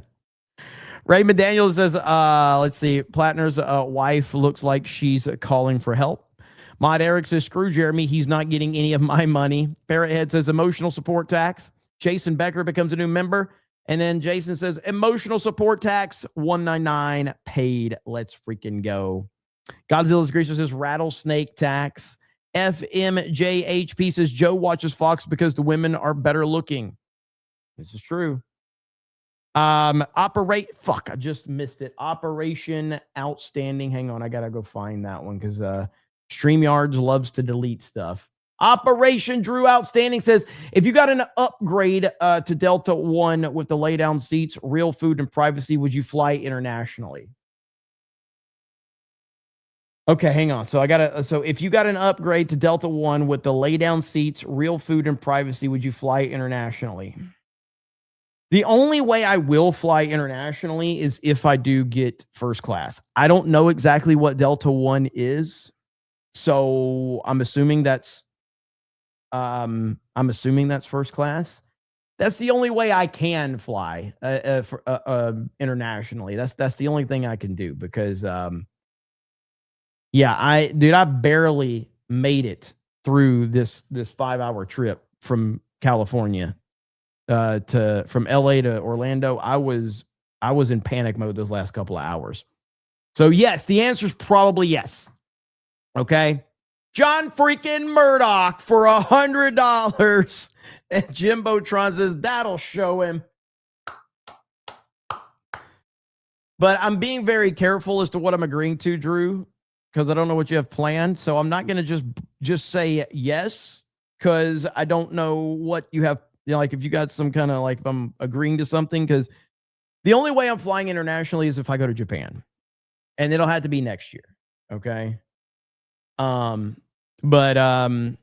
Thank you, John, you crazy mad lad. You said yes. I said probably equal. That's what I said. Jimbo Tron says Beardo can't read tax. This is true. SBZ says that free Kaya. I'm glad that people have not let go of the Hassan abusing his dog narrative. That's something that you can never let go. He can never live that down. That should follow him forever. Delta One, if you're big, you'll sleep like a mummy. Trust me, I've experienced, says Linko Kenobi. Jeremy flies to Israel on the regular. You just mad says Floyd the landlord was Floyd nickname on the hub. Wait a minute. Hold on. Are you telling me that amateur corn star George Floyd, his name on the hub was Floyd the landlord? There's no way that's true. Bro, there's no way that's true. Are we serious right now? Holy crap. Oh no. James Bursey says, okay, Jeremy, keep your hands at where we can see them. Picked up Pythona from G.I. Joe the movie. 25-year anniversary. Cobra Commander Flint, Snake Eyes, and Storm Shadow.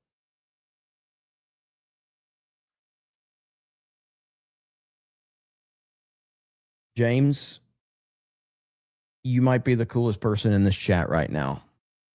You might be the coolest person. Pythona is an awesome character from the movie. You want to talk about a badass female character? That is a badass female character.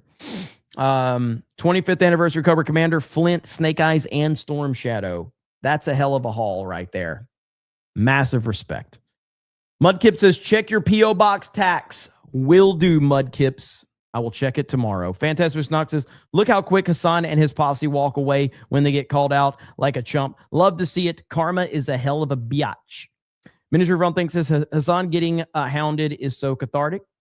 Little Jim Sailor says, let's see, Israel Mossad tax 199 7,000. You know what? It's a new month. I have not gotten my $7,000 payment. Just for the record, I have not gotten it this month. Minister Von Thing says burning ballot boxes is going to backfire. No pun intended on Dems. Which side overwhelmingly does early mail-in voting again? You are correct about that one. You are correct. Heir to the Empire says, please acknowledge me, Jeremy, for $2. You know what? I'll do that for you because I'm a nice guy. Pippi Bird says, if you go to Japan, don't let Ryan book your flight. I won't. You Just Mad says, yes, he went by Big Floyd or Floyd the Landlord.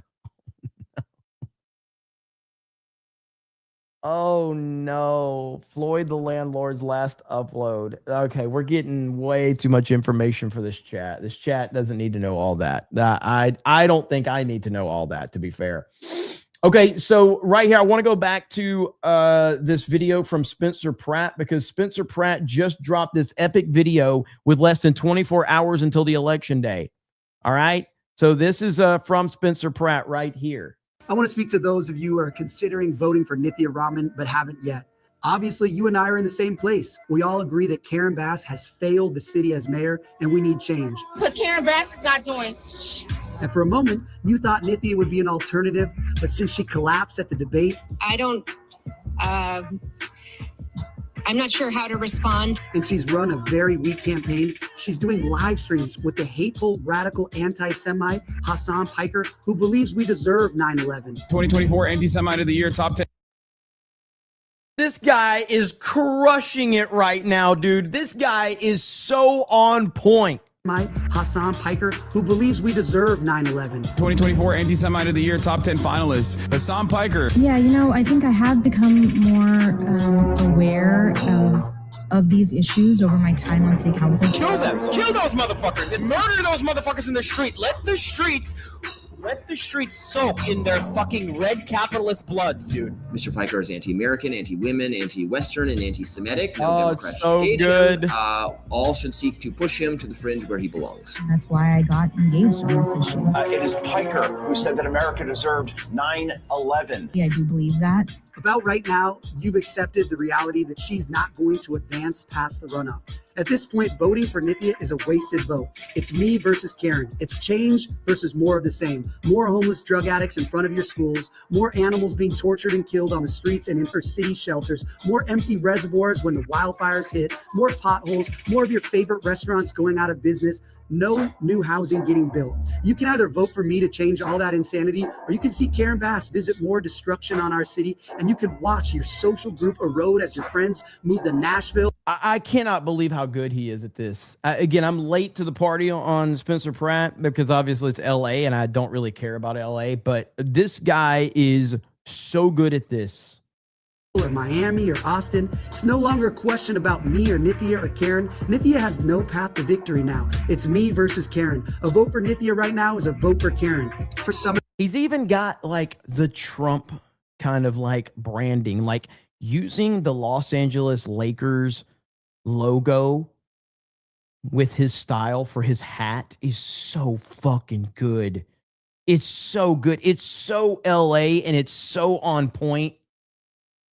of you, Nithya's pedigree as an academic seemed appealing. Maybe we do need someone who's never lived here before, an outsider with an East Coast degree to come rewrite the city. Some of you may not know that I earned a political science degree right here in LA from USC. I'd show it to you, but it burned up in the Palisades fire. But I assure you, I got it. I don't brag about my credentials from my prestigious university because I think credentialism is uncouth. And what matters more is the capacity to get things done.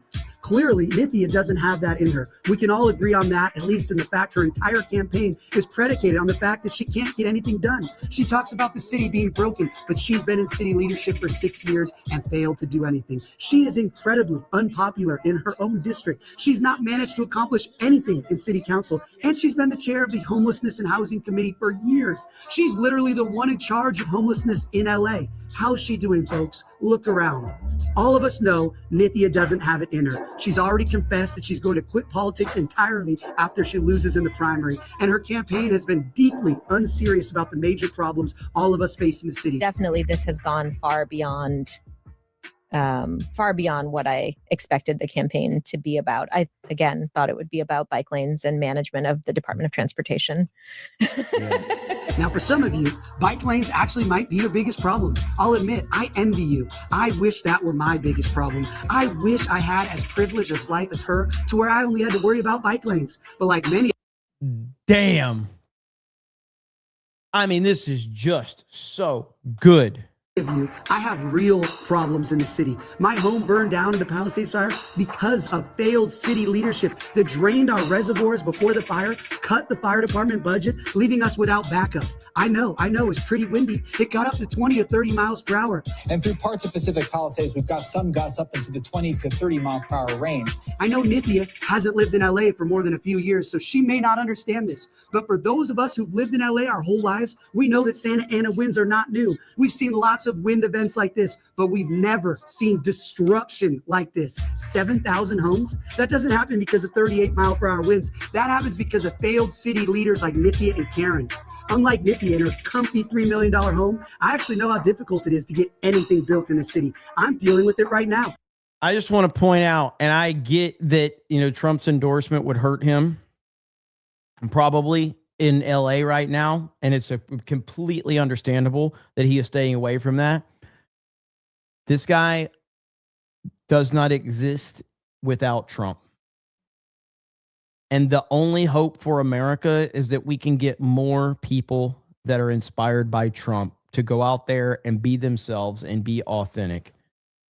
He 100% would not be able to do this without Donald Trump being in politics for the last decade, opening the door and creating the platform and clearing the path. She doesn't have the sense of urgency that I have to take a wrecking ball to the insane roadblocks that stymie construction of new housing in this city. I want to get 100,000 housing units built. I want to clear out Skid Row and get development cranking so we can boost the housing supply and bring down the cost of rents just like Austin did. They don't wax poetic about YIMBYism. They just build. That's what I want for my neighbors in the Palisades, and that's what I want for all of LA. If you want more affordable housing, I'm your man. Nithya doesn't have it in her. When you moms voice your frustrations with her refusal to clear homeless drug addict encampments away from your kid's school, she rolls her eyes at you. I mean, it's like, I don't think a kid's going to be safer because a tent is 500 feet away from a school. It's like, whatever. When moms tell me they don't feel safe, I listen. I give voice to their concerns every chance that I get. I will fight for you. My wife and I weren't immune from these problems either. Before the fire, we had addicts exposing themselves to our children in front of the elementary school before it burned down. Okay, that's a weird place to pause. But how old's this guy? How old's Spencer Pratt right now? Because this is reminding me of like Trump in like when he was in his 40s and 50s, like, because obviously Trump now in his 70s and 80s, he still speaks very well, but like Trump back then was very on point. So so this reminds me of like Trump in his like, early to mid 40s, maybe something like that. So he's 42, perfect. So he's got a long way to go to stay in this game. So hopefully, man, I don't know if he can win, but hopefully he makes some noise. We are sick of this insanity, just like you, and I feel your frustration. Nithya rolls her eyes at you. Why? She's not from LA. She has no history with you and your family. She didn't even step foot in LA until 2013. She didn't grow up with you. She didn't celebrate Gibby's walk-off in the '88 World Series with you. She never saw Kobe and Shaq play. She never experienced the heyday of Los Angeles like we did. Bro, bringing up Kirk Gibson's home run and dropping a Kobe Shaq reference. This dude knows exactly what he's doing. Holy shit. He is so on point. Like, I can't believe how on point he is. So she doesn't love the city the way we do. Those of us who grew up here, and to all of you especially, I want you to think back to 1994. Remember the Northridge quake? I know Nithya doesn't remember because that was 20 years before she ever stepped foot in California. But you and I remember how unnerving that was. I want you to picture that early January morning when your house felt like it was shaking off the foundation, when the power finally came on and you saw the horrific images of apartments collapse on top of cars, roadways cut off. Can you picture it? Do you remember the aftershocks for days after that felt nearly as big as the original? How vulnerable we all felt when the water wasn't coming out of the tap? Can you picture it? Now picture Nithya in charge of the city when that disaster strikes again. Is that the confident leader you want in office when the next earthquake hits? When Boyle Heights becomes an island because all the bridges have collapsed? Do you think the bike lane lady is ready to lead the fire department to save you in an emergency? Now we all know Karen can't do that. She'll be in Ghana when disaster destroys your neighborhood. But Nithya couldn't even handle the spotlights at a debate. You think she's going to be running the searchlights through the rubble of your neighborhood? I've been through it firsthand. I've been baptized by fire. I know what it's like to worry if your kids are going to make it through the day. I've been through hell and I've come out stronger on the other side. Fear is no longer a part of my existence. I will never wilt. I will never cower. I will never roll my eyes. It's so perfect. So for him to my existence, I will never wilt. For him to have that shot because he's probably doesn't want to go overboard on the Christian message right now because it's LA, but for him to have that shot speaks volumes. Speaks volumes. I will never cower. I will never roll my eyes at your concerns. I will lead. A vote for Nithya at this point is a vote for the continued destruction of our city. Let's make real change. Go and vote Pratt today and let's right this ship. Well, that was incredible. So yeah, man, listen, I'm pretty invested in this to see what happens. I would like to see what some of the latest betting markets are saying right now. Let me see if there are any.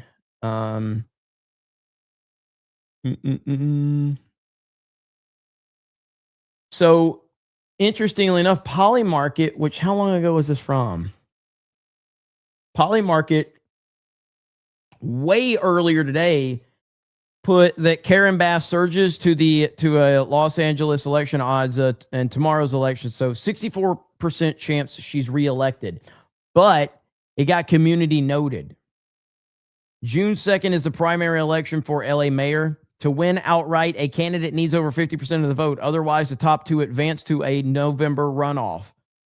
The Polymarket odds are for Bass winning the overall election, not the primary.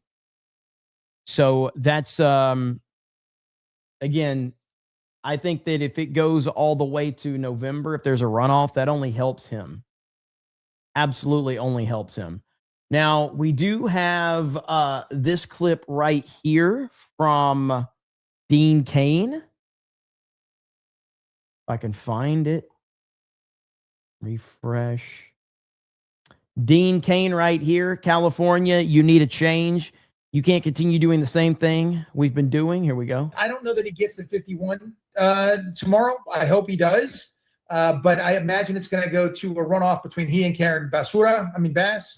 And we'll see what happens there. I hope people wake up. I think he's gaining tremendous momentum, and people are talking about it more and more and more. He's getting a lot of national attention. But California, you need a change. You can't continue doing the same thing we've been doing. He's common sense. It's straightforward. I never thought I would say this, but I'm 100% in for Spencer Pratt.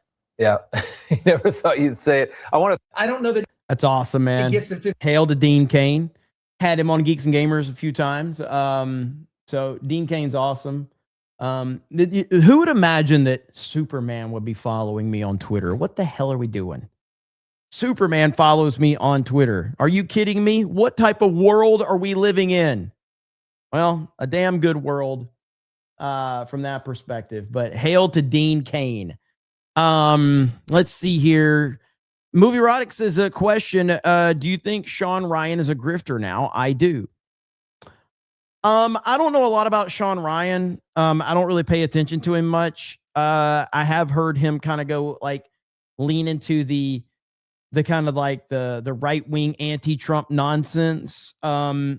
So I'm not really a fan of Sean Ryan per se, but I can't say I know enough about him to just call him out. But I'm not a fan of Sean Ryan. But I can't, I don't have as much. I don't watch the guy enough. Joe Bitt says, happy Yo Joe June, Jay. If you want a 250 Duke, I got you, brother. P.O. Box. Let's fucking go. All right. Yes, I want the 250 G.I. Joe Duke. Taker says, hey, Jeremy, if you need a clip for the ladies to balance the Sydneys or the Sweeneys and APLs of the world, this JD Advanced clip might do it.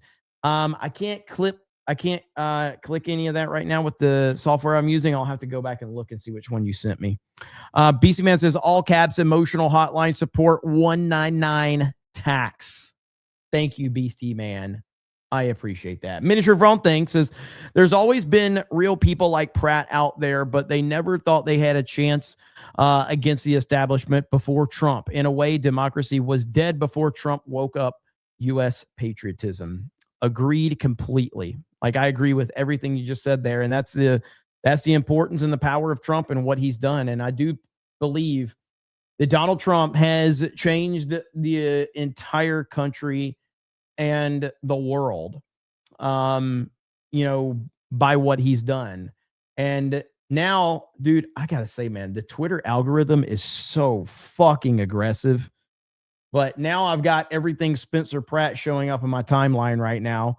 Here's Donald Trump Jr. talking about Spencer Pratt. Spencer Pratt, loving the jazz.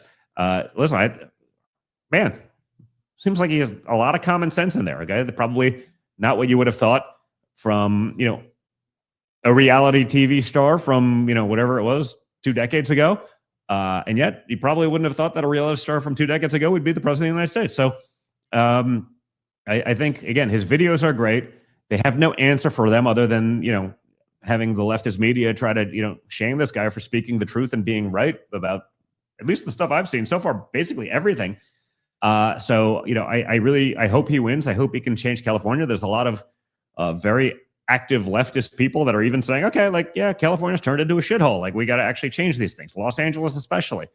I think he'll do what's right. I don't think he cares about conforming to those things. And so if we can get some change that is for the better of our citizens and the people of those cities, I think that's a really big deal, and would be awesome. Spencer, everybody's talking about him. He's definitely got people talking, man. So I am very, very excited to see what happens. Here we go. Here's Rob Schneider. Do you think Spencer Pratt can do it? You can do it, but I don't trust the Democrats. That's exactly how I was hoping you would say that. The Democrats have it. Spencer, no, the Democrats have their ideological captives, and they're not letting it go. The thing is that they've convinced their people that it's just, no matter how bad things are, it would somehow, these people are so evil, it will be worse. It's like, yes, your entire town burned down, but imagine if it was burned down by someone who was transphobic. Can you imagine? At least the person was burned down. It's crazy. So we were at the Daily Wire event for Gina's movie, a couple of years ago. We were there with the G&G crew. And Rob Schneider, he didn't pay any of us attention except for Krista. He's like, hi, how are you? And I'm like, yeah, he was very, very, very interested in saying hello to Krista. At least had, there were rainbow colors to the flames, so that, yes, there's a lot of human poop, but imagine if that poop was conservative. Imagine the stench of that. So look at the consistency. It's completely non-transphobic human feces. So you really have a group of. He did talk to Jay because it's at the, I can't remember the story this well, but Jay would have to tell it. But Jay Jay could tell it better than me, but from my recollection of this, we all had to go to the bathroom, and Jay had already been. So we all basically handed Jay all of our like candy and drinks before, because they were like, hold this, because there's a lot of people around. So I had like M&Ms and popcorn and Reese's, pieces and whatever. And Jay's like, yeah. So he's like, Jay's put like the M&Ms in his pockets and trying to hold all this popcorn. And I just remember like there was a line to go in. You had to go through the security checkpoint before you go into the theater. And I can't remember what it was. Like Jay was trying to go through security at the security point, and the security guards were questioning him. He goes, "It's not mine. Like none of this is mine." And Rob Schneider apparently walked by him and said, like, "I've used that same excuse, buddy," or something to that extent. I can't remember. Like I was there, but I don't remember it. Jay remembers it a lot better than me, but Jay's got like M&Ms falling out of his pockets and Reese cups, and he's holding drinks and popcorn. It was so good. Of people that have convinced them there's a bunker mentality happening in Los Angeles, and people like they just won't cross over the line. It literally is, the last days of the bunker for Karen Bass, and they just convinced them it would be way worse if they had conservative. And I think you got to try something. Los Angeles, how could it be worse? Try something different. Yeah, good stuff right there, man. So we'll see. Somebody said, I guess you had to be there. You did, or you just have to know how Jay is. Simple as that. Oh, look at this. Trump just tweeted out, Alvin Bragg created a new crime just for Donald Trump. He took misdemeanors that didn't exist and turned them into felonies that never existed. They have a charge for Donald Trump that nobody has ever been charged with in the history of Manhattan, and they didn't charge Hillary Clinton's lawyer, who became the chief prosecutor, whoever this guy is, and the judge's daughter was the chief fundraiser for Kamala Harris and Sleepy Joe Biden, dirty cops and crooked politicians. Alvin Bragg, what a piece of garbage he is. Holy crap.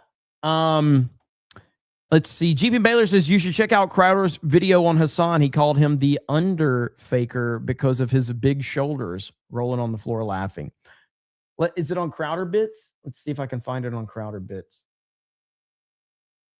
Or, I mean, let's just do Crowder and Hassan. See what he says. Is it literally every... Yeah, here we go. All right, here we go. Here we go. Here we go. Good call out on this. Why would you abuse your dog? You know you're abusing other ones around us. Okay, in public, freedom of speech is an abuse. Fuck Twitch and fuck you. Fuck them. I didn't want to talk about it, but my visa has also been revoked. Hassan Piker should be absolutely, if not imprisoned, he absolutely should be put on trial for treason. I will say this. You guys, I guess, talked about this while I was gone. We did, yeah. Show of hands, who thinks this guy, this is not the realm of free speech, but he's a foreign asset and he's trying to subvert the country. Yeah, that's me, Hassan Piker. I mean, that's yeah. pretty, We already know you went through the whole section of, or I guess a whole kind of block of laws that he's broken. Either potential violations, clear violations, stuff that he's going to absolutely have to answer for. So Hassan Piker, look, and people will say, why don't you debate him? Well, I don't debate people who call for the death of people, the act of killing of people who share my worldview. Why? Because let's say you show up, the worst thing you can do is beat that person in a debate because they're willing to bring physical harm to you. Well, you're going to show up in a plate, you're going to give them personal information. So there are some boundaries, and he certainly operates outside of those boundaries. But McCarthy wasn't wrong about everything. Like people will say, hey, freedom of speech, man, they'll try and use this against you. If you know it sounds like horse crap, it's okay to say, just stop. Just stop. The left is not the party of freedom of speech. Oh, all of a sudden you want to apply it when you are doing the bidding of and advocating for a foreign government who seeks to subvert and destroy the United States? Yeah, this isn't even a debate. Like, this is what he does. And he's been doing it for years. People don't hate Hassan because of his opinions, which are terrible. They hate him because he's a terrible human being who actively hates the United States of America. And he has proven that for years, that he truly hates the United States of America. Why should we allow our virtues, the First Amendment, to be used against us by people who seek to destroy it? That is not its purpose. And by the way, it cannot exist if that's how it is interpreted. Someone like a Hassan Piker, who wants to advocate on behalf of communist governments like China, like Cuba, who violates American law, and we'll see where the finances, where the financial trail leads, you're not welcome. You're not welcome to use our laws, our freedoms, and our rights to subvert it, destroy it, and then rob any future generations of said virtues. That's it. That's my view. You let me know. Now, here is something pretty funny. I'm clearly not the only person who thinks this.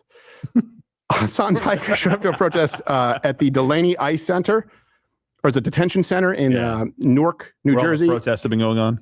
Yeah, and he left quite quickly. They keep protesting, and we keep showing support for them with the hopes that... This is my new favorite video on the internet. I freaking love this. This is N-words for Trump is the best thing ever. Eventually it gets to a point where these institutions that are doing this violence feel a sense of accountability, and they change. You're a socialist, right? That's a political philosophy, right? That's what it says. Wait, what happened? Just so we have, in case everybody, if you need to know who this person is, all right, and who this group is, it's this guy right here, okay? An absolute legend beyond belief. I'm here to support President Trump. You want to know why I'm here to support President Trump? Because they done did black men like this for decades. Make up charges and put them, so I know Trump is innocent. I support Trump against this corrupt, two-tiered justice system. That's why I'm here to show my support as a black man for Trump. And I'm wearing my shirt, Niggas for Trump 2024, and I mean that. What do you think about the indictment? Oh, it's a bunch of bullshit. It's going around the country. You know, Fannie Willis, she went to school with my sister. She's full of shit. She was full of shit then. So she's a puppet for the white liberal that is controlling everything. She's in front, but the white liberal back there pulling those strings, telling her what to do. That's what I think about her, making a fool of herself. Do you think it's going to help his election? Of course it is. It's going to elevate him all the way. I think we should make Trump king. That's how I feel. We should make him king. Wouldn't that be kind of like communistic? No, that's nowhere near communist. Now, we're just going to make him king, but we still got our freedoms and rights and everything. He for that. Yeah, Trump for king 2024. That's actually my URL. I own that URL. You own that URL? Can I get your name? Really? Oh, my name is Niggas for Trump 2024. I can't Derek write that. Gibson, That's my nigga. Former candidate. I'm a former candidate for New York State Governor. Derek Gibson, look me up. Nigga, I'm there. I live up to it too. I can scrap too, but I can get down, boy. Not better. I can't. I got a proven track record. You want to try me out? Try to take this shirt off. I'll give you some of it. Need everybody off the roadway. Sir, I need everybody take care of yourself, brother. off the roadway. Oh man, love it. What happened that quick? What happened? So I don't think that's the same exact guy, but that's the group that they are a part of. Fucking fraud. He don't know what the fuck he's talking about. People following him because he got money. Yeah. Look at him running. You don't know what the fuck he's talking about. Fuck Twitch, they get out of here with them view bots. You view botting pussy. Go back to your desktop, you dog abuser. You fucking dog abuser. Respect women, queen. I will never disrespect you, queen. Stay in your lane. This for my people right here. I don't even know this. This is my people. Fuck you, fuck Twitch. Why you want to abuse this dog? So if you condone that, fuck you too. I like your red hair. That's nice. Compliment. You abuse dogs, you fucking weirdo. You abuse dogs, you weirdo. Fuck Twitch, don't touch me. I didn't touch you. Get your, you smell like shit though. Back up. What, you gonna hit me? No, I'm not gonna hit you. Okay, you got nice hair. You smell like. I'm in public though. Freedom of speech. Take your dog out the cage, man. Let him breathe. Let your dog breathe, bro. Animals deserve rights too. Hassan, is that your name? You fake fuck. Why would you abuse your dog? You know he abuses dog. You jack him? His dog. He's a nice dog. Doesn't abuse anyone. You know he abusing are the ones around us right now. Okay, in public, freedom of speech is an abuse? Freedom of speech is an abuse? Fuck Twitch and fuck you. Fuck them. Not those black guys, said Hassan Piker when advocating on behalf of black people. Yeah, not those black guys. All other black people that I approve, they certainly can have whatever opinions, but not those Trump supporters. No. Not the ones who act like how most black guys act in real life when they're not in CNN or MSNBC, right? 100%. Yep. This is why the white liberal, like, again, growing up, I watched movies like Boys in the Hood, okay? Above the Rim, all right? Don't be a menace to South Central while drinking your juice in the hood. Juice with Tupac. Leftist, white liberals, they don't make black movies like that. Oh, no. They like the Tyler Perry bullshit, okay? That's what they like. They're verbal, but I don't have a problem with that. He wasn't assaulting anybody. No. Hey, well, what about him? Yeah, he was. He got nice hair. You smell like though. Get back. Not you, Black Queen, but stay in your lane. Also, like, you want to talk champagne socialist or limousine liberal? The guy, he's like, oh, I don't brag about how much I spend on fashion. How about you spend nothing on fashion? It's a completely unnecessary expense, and you look stupid. Look at what he's wearing. The shoulder epaulets. He looks like the Underfaker. He looks like Inspector Faggot. Yes. He looks like dildo. He looks like Dick Gacy. Roar Ballshack. Yeah. It's like Cobby San Diego. Remember Humphrey Bogart? Yeah, that's right. He looks like Neo from the Gaytrix. Or he's like the star in that documentary Blowing for Columbine. That's right. Shaft. Now, no change.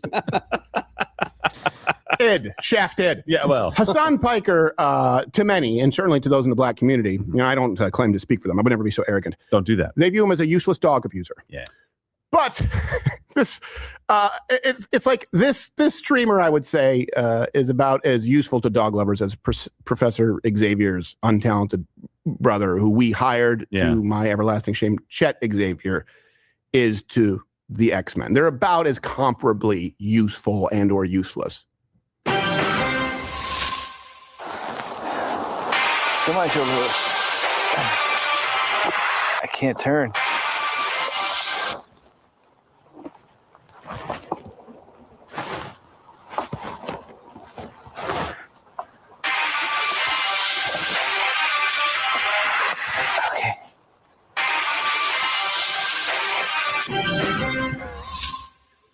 I don't know why we should just hired him as a contractor, not a dog. I don't think he works here. I don't think he's actually on payroll.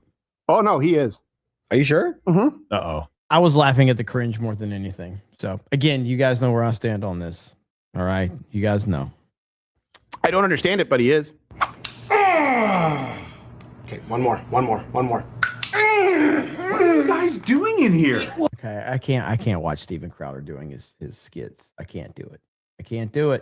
All right, let's get past the skits. I can't do it. That's not really the reason. It's just funny that they were whiners. Left-wing YouTube pundit Cenk Uygur banned from entering the UK. Yeah, it's okay. Well, I didn't want to talk about it, but my visa has also been revoked. You did want to talk about it. To do something with Giannis Varoufakis. Yes, do something. That is exactly what it is. That is when you are a streamer at the level that somebody like him is, you already know. Like, there's things that you do want to talk about and you don't want to talk about, and simple as that.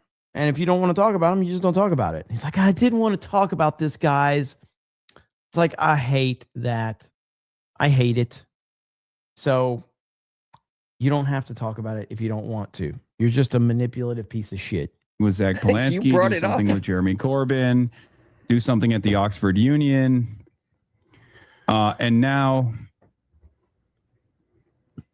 the Labor government has revoked our visas. Pause. This is the liberal. Look, I know some of this because first I was raised in Canada where I understand the speech laws. We were going to do something at the Oxford Union. The president of the Oxford Union, the former, I believe, president, had to leave because they celebrated Charlie Kirk's death and was replaced, I believe, by a new person who is a pro-Palestinian activist. So you are not being banned for left-wing worldviews. They are very amenable to yours. Let's continue. Right? The Labor government is supposed to be the liberal government doing this. And the American government is the right-wing government doing it. Like we are in the 1930s era where I think that the administrations in both the UK and the United States of America, regardless of like their supposed ideological differences, are absolutely moving as a uniparty. The Western liberal democracies that are supposed to protect and preserve speech, even if they don't have now a do the First Amendment Castros like we do here in the United States of What a America. piece of now do Mao China. Have Current reason, China, like good reason. This is not one of them, right? No, this is not one of them. Yeah, being critical of Israel while effectively combating. That's enough. Just get him off. I don't even want to hear it. It's so hard to listen to. It's so incredibly hard to listen to. And the worst thing about it is there are people that listen to what Hassan has to say. Now, I do believe that he uses a lot of bots. I think that's pretty much a given that he uses a lot of bots. But there are people still that do listen to this clown as well. I don't even want to hear it. Hey, you are now experiencing what, first off, I've experienced with many of these countries and many of these campuses, but exactly what anyone not named Hassan Piker has experienced in trying to document Cuba. What anyone who is not going and thrilled at the prospect of receiving the little red book, how they would be received in communist China. Anyone who wanted to be critical of a communist Chinese government, of course you could apply it to USSR. Of course you could apply it to any communist regime ever. Of course you could apply it to Cuba, by the way. This is what they did. They've jailed dissidents. This is why I say, no, we do not allow the First Amendment to be used against us by people who advocate for governments that in no way allow dissent. Best case scenario is you're kicked out of the country. Most likely scenario is imprisoned. Very, very possible scenario, executed. These are the regimes that Hassan Piker say aren't that bad. He feels as though it's a slight when he experiences, in a very limited capacity, what everyone would experience under the regimes he advocates if they were critical of them. Welcome. Welcome to the club. Why should someone like that be granted entry? Now, to be clear, the reason in the UK, the official reason, they said their presence, meaning his presence in the UK, may not be conducive to the public good. Well, it's kind of a wiener's way of saying. I mean, I kind of agree. But here's the thing. This isn't unique to him. For it. The public good, that umbrella clause, same reason that conservatives were banned from attending Tommy Robinson's rally 2 weeks ago. Yeah. So from the United States, he had Joey Manarino, Valentina Gomez. From Spain, you had Ada Luch.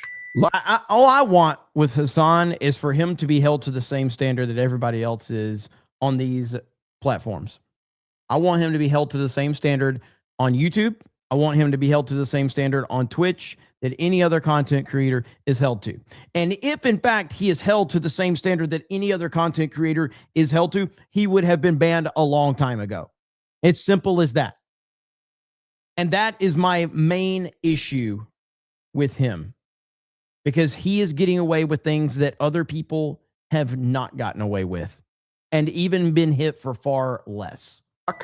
The Netherlands, Eva Vlardingerbroek. It's hard for me to pronounce. Vlardingerbroek.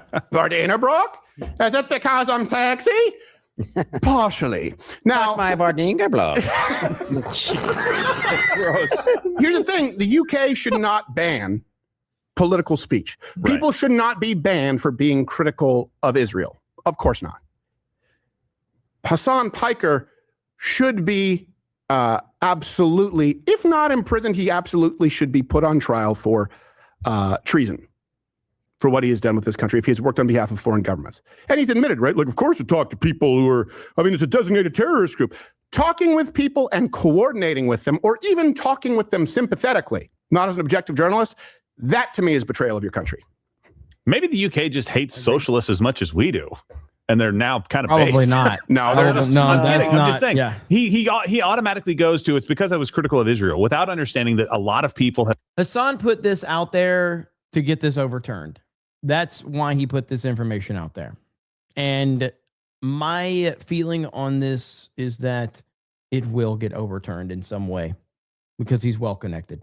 I've been told they can't come in that are actually very pro-Israel. But there are also a lot of other things. Right. There are a lot of other things. Just like Hassan Piker is a lot of other things other than anti-Israel. It's an entirely feminized society. Their standard is, does it cause offense? Yeah. That's their standard. Does it cause offense? They only want to let people in for the public good, like migrants. So non-whites, just to go through the numbers, 16% of the UK population. Okay. But they make up, 16% of the population, but they make up 60% of the top 100 sex offender suspects. Jeez. They make up 38% of arrests on trains, 29% of the prison population. Black arrest rate when we're dealing with migrants in the UK, often a lot of Somalis, often a lot of refugees from different countries, twice that of native-born. Ant-Man Channel says, I'm very pro-Israel. I am, it depends on the bank account, but I'll let you know if I'm pro-Israel this month or not. But as of the first day of the month, I can tell you I am not pro-Israel. I'll let you know if I do become pro-Israel this month. But we're not there yet. UK citizens or whites, if you want to compare them that way. You saw a recent increase in violent crimes, rapes. Again, correlates directly with the influx of migrants. So it's not just one. Correlation doesn't equal causation. I know I took Humanities 101 too, but when you add all it up, 38% of arrests on trains, 29% of the prison population, 60% of the top 100 sex offenders, only 16% of the population. Also, this is pretty interesting. The UK just crossed over, I think pretty recently. They spend more on welfare than they bring in via income tax.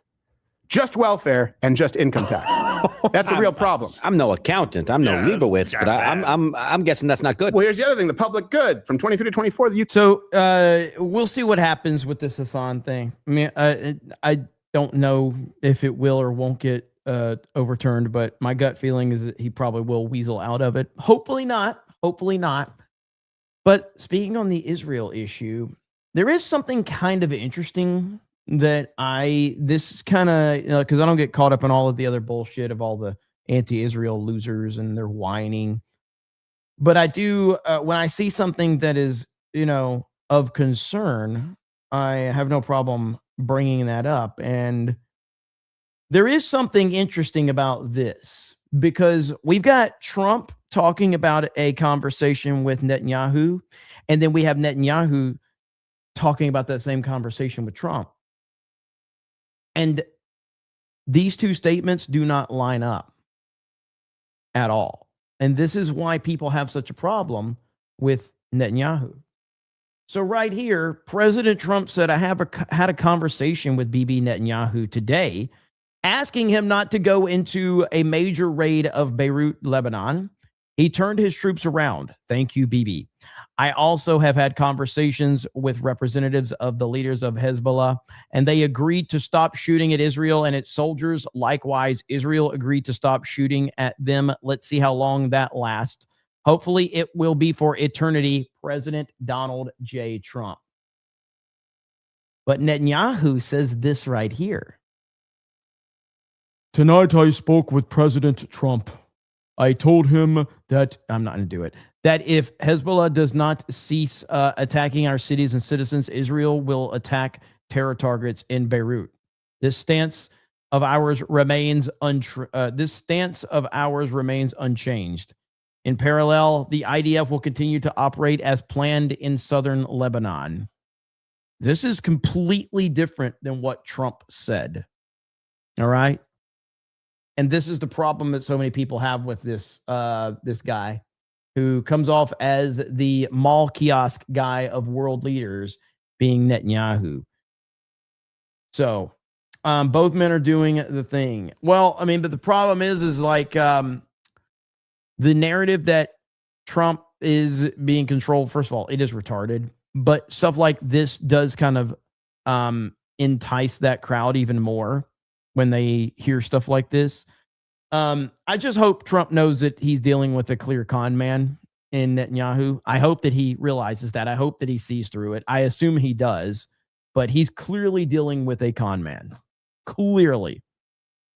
So hopefully Trump will deal with that in time. Narco says, idea UFC match, Hassan versus Sean Strickland. I don't think Hassan would do it. East Coast Toasted Boy says, did you see, or did you get Dean Kane's Basura comment? It was a joke because in Spanish, it's for trash or garbage. Lamal, that was good on him. And Dynamic says, Grogu lost money tax. Mark of Reality says, I will never forget the video of Jay showing Star Wars Theory around Disney World. He showed Star Wars Theory where all the best men's bathrooms were goofball. Vault 199 says, those are strong words calling Hassan a human. Pagnanimous says, Reagan was called the great communicator. Pratt might be better. From a skill-only perspective, they might be a better politician. There might not be a better politician on the national stage. Taker says, by the way, Jared, Quarterblack's Undertaker skit is also on Crowder Bits. Perhaps CobraCast is a better place to check that out other than Tuesday night's main event. How long ago was that? The Star Killer Sith Lord says, nuggets for Trump. And James says, are you bringing Krista on tomorrow to make up for having to listen to Beardo? I mean, I haven't gotten a proper 199 tonight. So, I mean, I'm not sure, I haven't gotten a proper 199. So what do you want me to do? These are the rules, okay? I'm just telling you how the rules work around here. So those are the rules. What do you want me to do? You want me to follow the rules? You want me to break the rules? Okay? I'm just trying to figure all of this out, okay, and do the best thing I can for everyone involved. Fire Beardo? Is that the answer? I don't believe you. Well, I will be on daily for the next few days. I might be on daily all week. We'll have to see. Because obviously Ryan is nowhere to be found except for in Japan. So Beardo should forever be called the Commissioner of Geeks and Gamers. I actually don't mind that for him. That's actually good. I like Beardo as the Commissioner of Geeks and Gamers. I think that's a good nickname for him. Ryan lost in Japan. Ryan is still in Japan. He is lost. He'll never make it out, apparently. Never going to happen. Objectively, a cat says Hassan is still has an outstanding bout with Sam Hyde coming up at an unspecified point in the hopefully near future. Let's see. Laughing Man says, now Jeremy is trying to do more except in the stream. Oh, did you predict that I was ending? Is that what happened? Well, now the stream has to go on for another hour, right? Because you tried to call me out on that. I mean, you think I can't make more stories? You think I can't figure out more stuff to talk about? Are you kidding me? What are we doing here, man? Who do you think you're talking to? 2 more hours? No, not 2 more hours. No. What is this right here? Mad Frog says Grogu lost money tax. By the way, I got Big Mac with extra piece of cheese. Total game changer. Yes, you clearly know what you're doing in regard. Finally, I finally get credit. Thank you. I have been saying this for years. Big Mac at McDonald's. They only put 1 piece of cheese on the Big Mac. Okay? If you ask for the second piece of cheese on the Big Mac, it will change your life. Thank you, Mad Frog. You're literally in line at McDonald's right now. Well, you've got to do this, okay? So I'm just telling you right now. If you do this, you will be happy, okay? Big Mac, ask for an extra piece of cheese. Now, be warned. And by the way, Laughing Man, am I going to get some memberships? I saw the tease, Laughing Man. Here's what's going to happen, though, okay? Here's what's going to happen.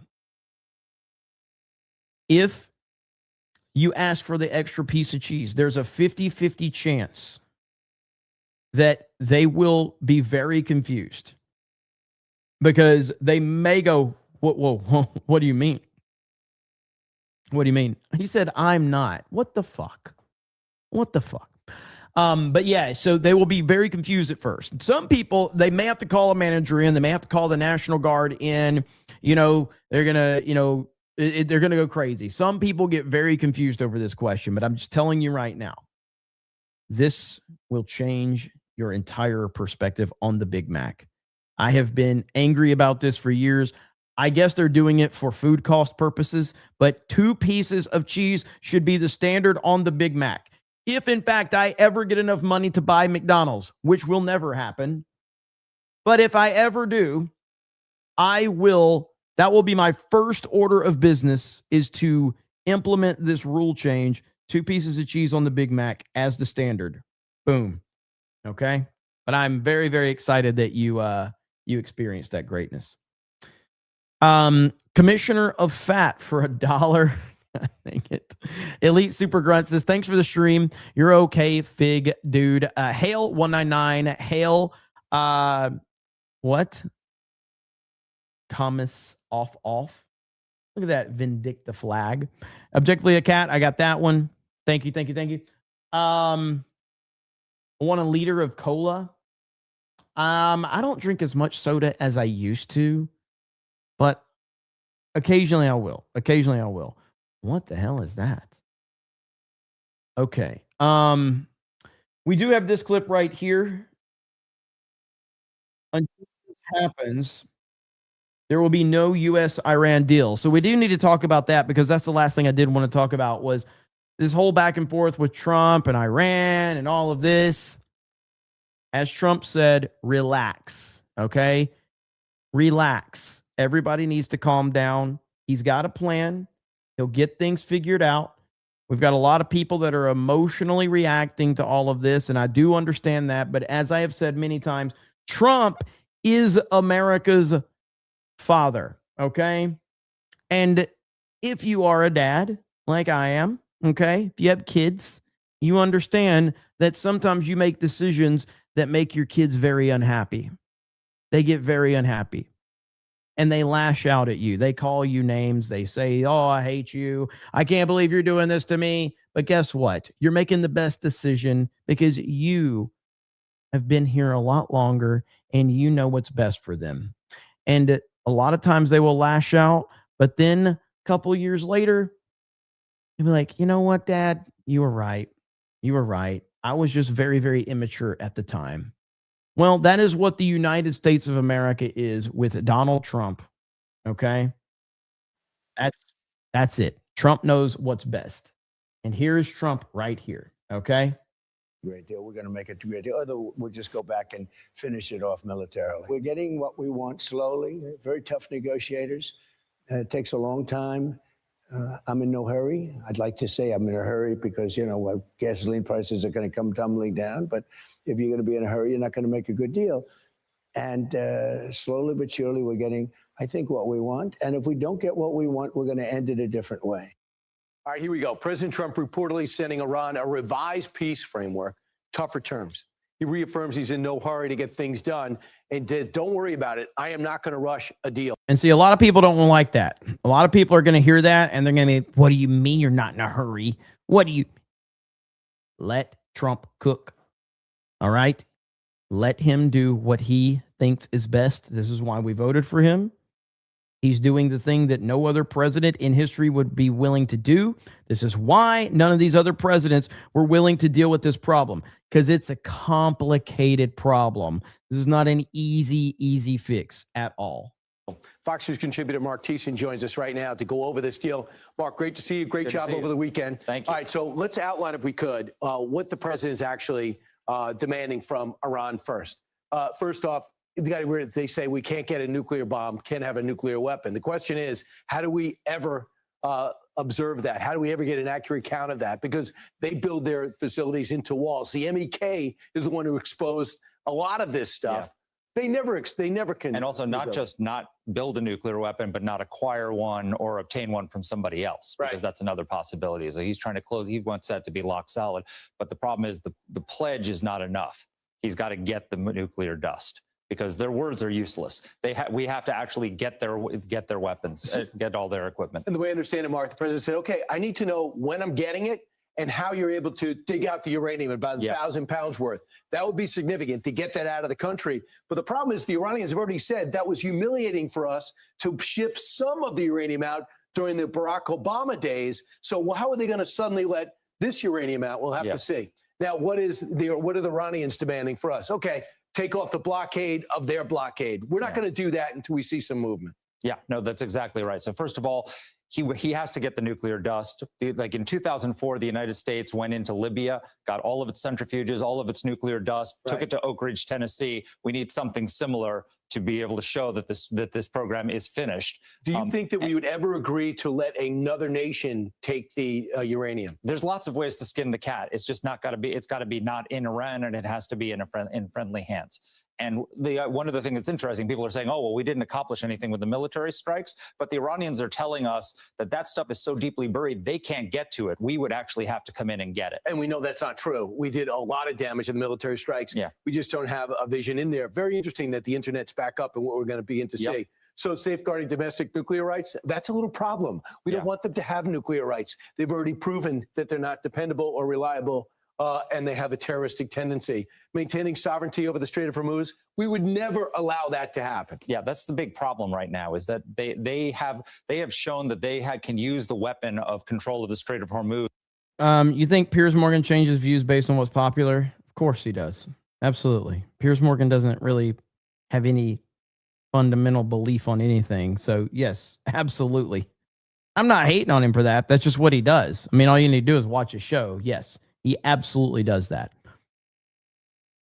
To deter us from restarting combat operations, from opening the strait itself. We can open the strait by force if we want to, but we've left that weapon in their hands, and that's a problem. So the strait is controlled by Oman and is controlled by Iran. Oman is starting to have some tendencies like, hey, Iran's my buddy. We have made that clear. If you continue to show the tendency to side with Iran, Oman and our relations are over. But it goes to show you how sincere were they as an honest, so-called honest broker, because they were the stage for a lot of the talks that were going on. And finally, and acknowledging security guarantees, yours, reparations. which is not a $2 They think we're super going to chat. write them a check for the damage we did to their country. Yeah, so this is the big problem with even a good deal. Let's say Donald Trump gets a good deal, which I think he probably could, which means we get the nuclear dust, we end their nuclear program, and possibly even get the Arab states to join the Abraham Accords. He could build that as a huge success. Even if we do that, if we give them money, it gives a lifeline to the regime. There's been reports that they're talking about a $300 billion reconstruction fund for the Iranian regime. We can't give Donald Trump said these people are sick. He's literally said I hear you that. laughing, man. This is a regime that killed 40,000 of its own citizens just a few months ago. We can't give them $300 billion. Jeremy never acknowledges my chats. Well, there you go.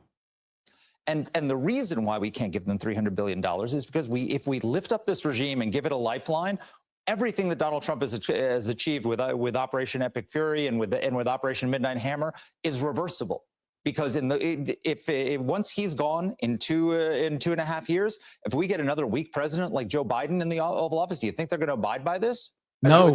And I would say President Obama, too. Yeah. I would say they're both like that. Exactly. And by the way, there's the things we can do. We could stop them getting resupplied through land. We stopped them through sea, but we could stop them through land. And that would be very significant. And we could also up the sanctions and start shutting them down, pressing China. Mark, thanks so much. Appreciate it. We'll see what happens. But emotionally broken people, are very upset about all of this. And, I get it, man. I get it.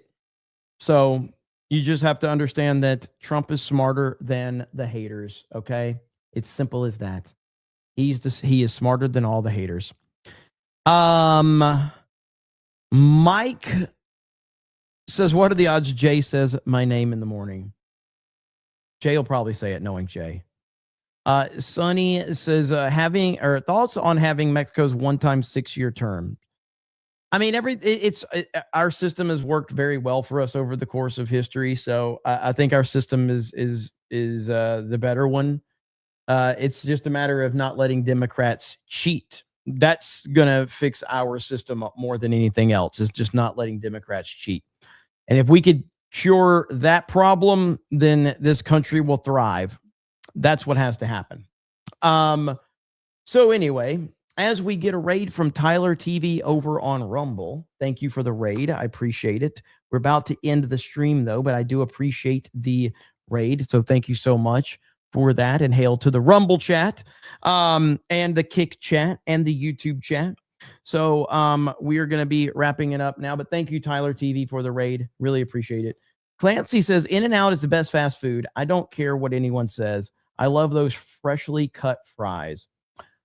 Well, In-N-Out's burger it's even with, either In-N-Out and the butter burger from Culver's are fairly even out. I'll slightly take the butter burger, slightly, but that's it. Laughing Man for 1 gifted membership. Thank you, Laughing Man. I appreciate that. Got excited there for a minute. I got excited. Thank you, Laughing Man. Heir to the Empire says, to back up my acknowledgement, Jeremy, did you pick up the new Ninja Force Zartan Joe Classified? I did not. I am kind of behind right now on classifieds because there's so many, man. There's just so many. I'm behind. So I'm a little out of the loop on classifieds. It got to be overwhelming. John Orchard says, I appreciate you doing this stream and getting the truth out about a lot of topics. This is free speech. Well, thank you. I appreciate that. I do. Takes me 5 minutes to cook a few real burgers. Debbie says, thank you, Jeremy. Hey, you're welcome. Thank you. I do have a lot going on this week with family stuff and all of that. Parents are still recovering from their car accident, so I'll be live. It's just I got, I'm a little hit or miss on certain things. So let me see. The Ambient Mage says, I did a side-by-side. The In-N-Out Double has more tomato heavy flavor. The Culver's Butterburger has more of a char flavor. I appreciate that comparison. Jose says, whoever wrote that Spider Noir review on G&G is getting roasted in the comments on X. I don't know who wrote that review, actually. Let's see here. I got to go back and see who wrote that review.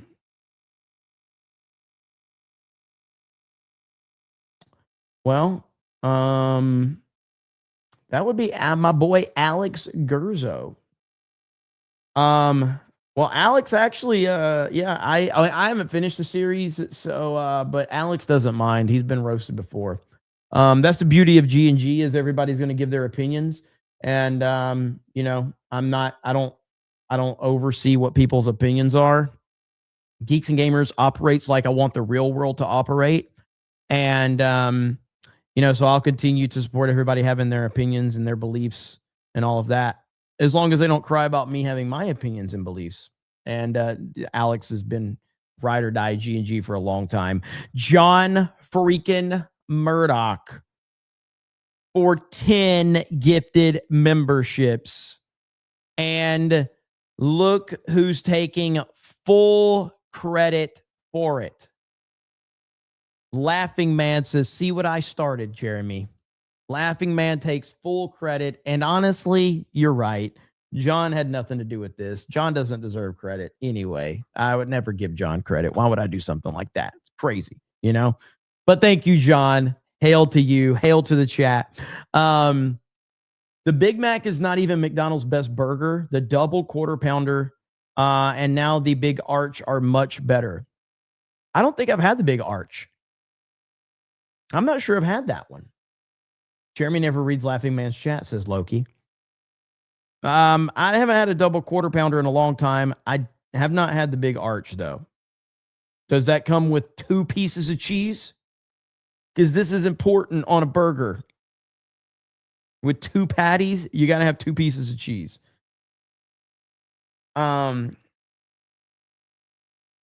Jimmy Ray with 10 gifted memberships. Are you guys trying to force me to stay? Is that what you're trying to make me do? I mean, I respect it. You guys want to turn this into a fast food stream? I can talk fast food, even though I need to stop eating it. I got that one from John. Thank you, John. I appreciate it. John Orchard and John freaking Murdoch, as always. We are the captain now, says Marc-Andre Roy. Don't sleep on the double Western bacon. It's crazy because, I love bacon because I'm a human. But I don't like bacon on my burger. I like bacon separate from the burger. I mean, does that make sense? I don't know if that makes me weird. Because bacon is objectively one of the greatest things ever made in the history of humanity. But I don't like bacon on my burger. Is that weird? John Wayne says the only unacceptable opinion is to not absolutely love the Blues Brothers. Shame on that panel. Shame. It's weird. It's just unfortunate. Not all humans like bacon. Literally every human. Okay, my bad. I'm sorry. Democrats don't like bacon, all right? But everybody else likes bacon. Only Democrats don't like bacon. Mainly because I'm so picky about my bacon being properly overcooked. And I don't like the idea of eating bacon that I haven't seen. So like the bacon has to be perfectly cooked. And then if I'm cooking the burger, I will put the bacon on the burger myself. But I don't like it when other people cook the bacon because they never cook it the right way. Does that make sense? Let me see. Pigs don't like bacon, do they? Marmillan says, yes, it's weird, but at least you have bacon, aka moo slip repellent at all. As a matter of fact, I got to look this place up. You reminded me of this, Marmillan. What is this called?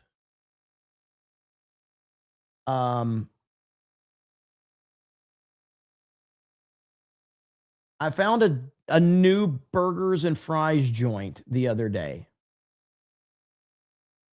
I saw it for the first time, and it's called Mooya or Mooya. Have you guys heard about this place? And it was really good. I actually couldn't believe how good it was. Are you guys familiar with this place? Mooya. We have them in Texas.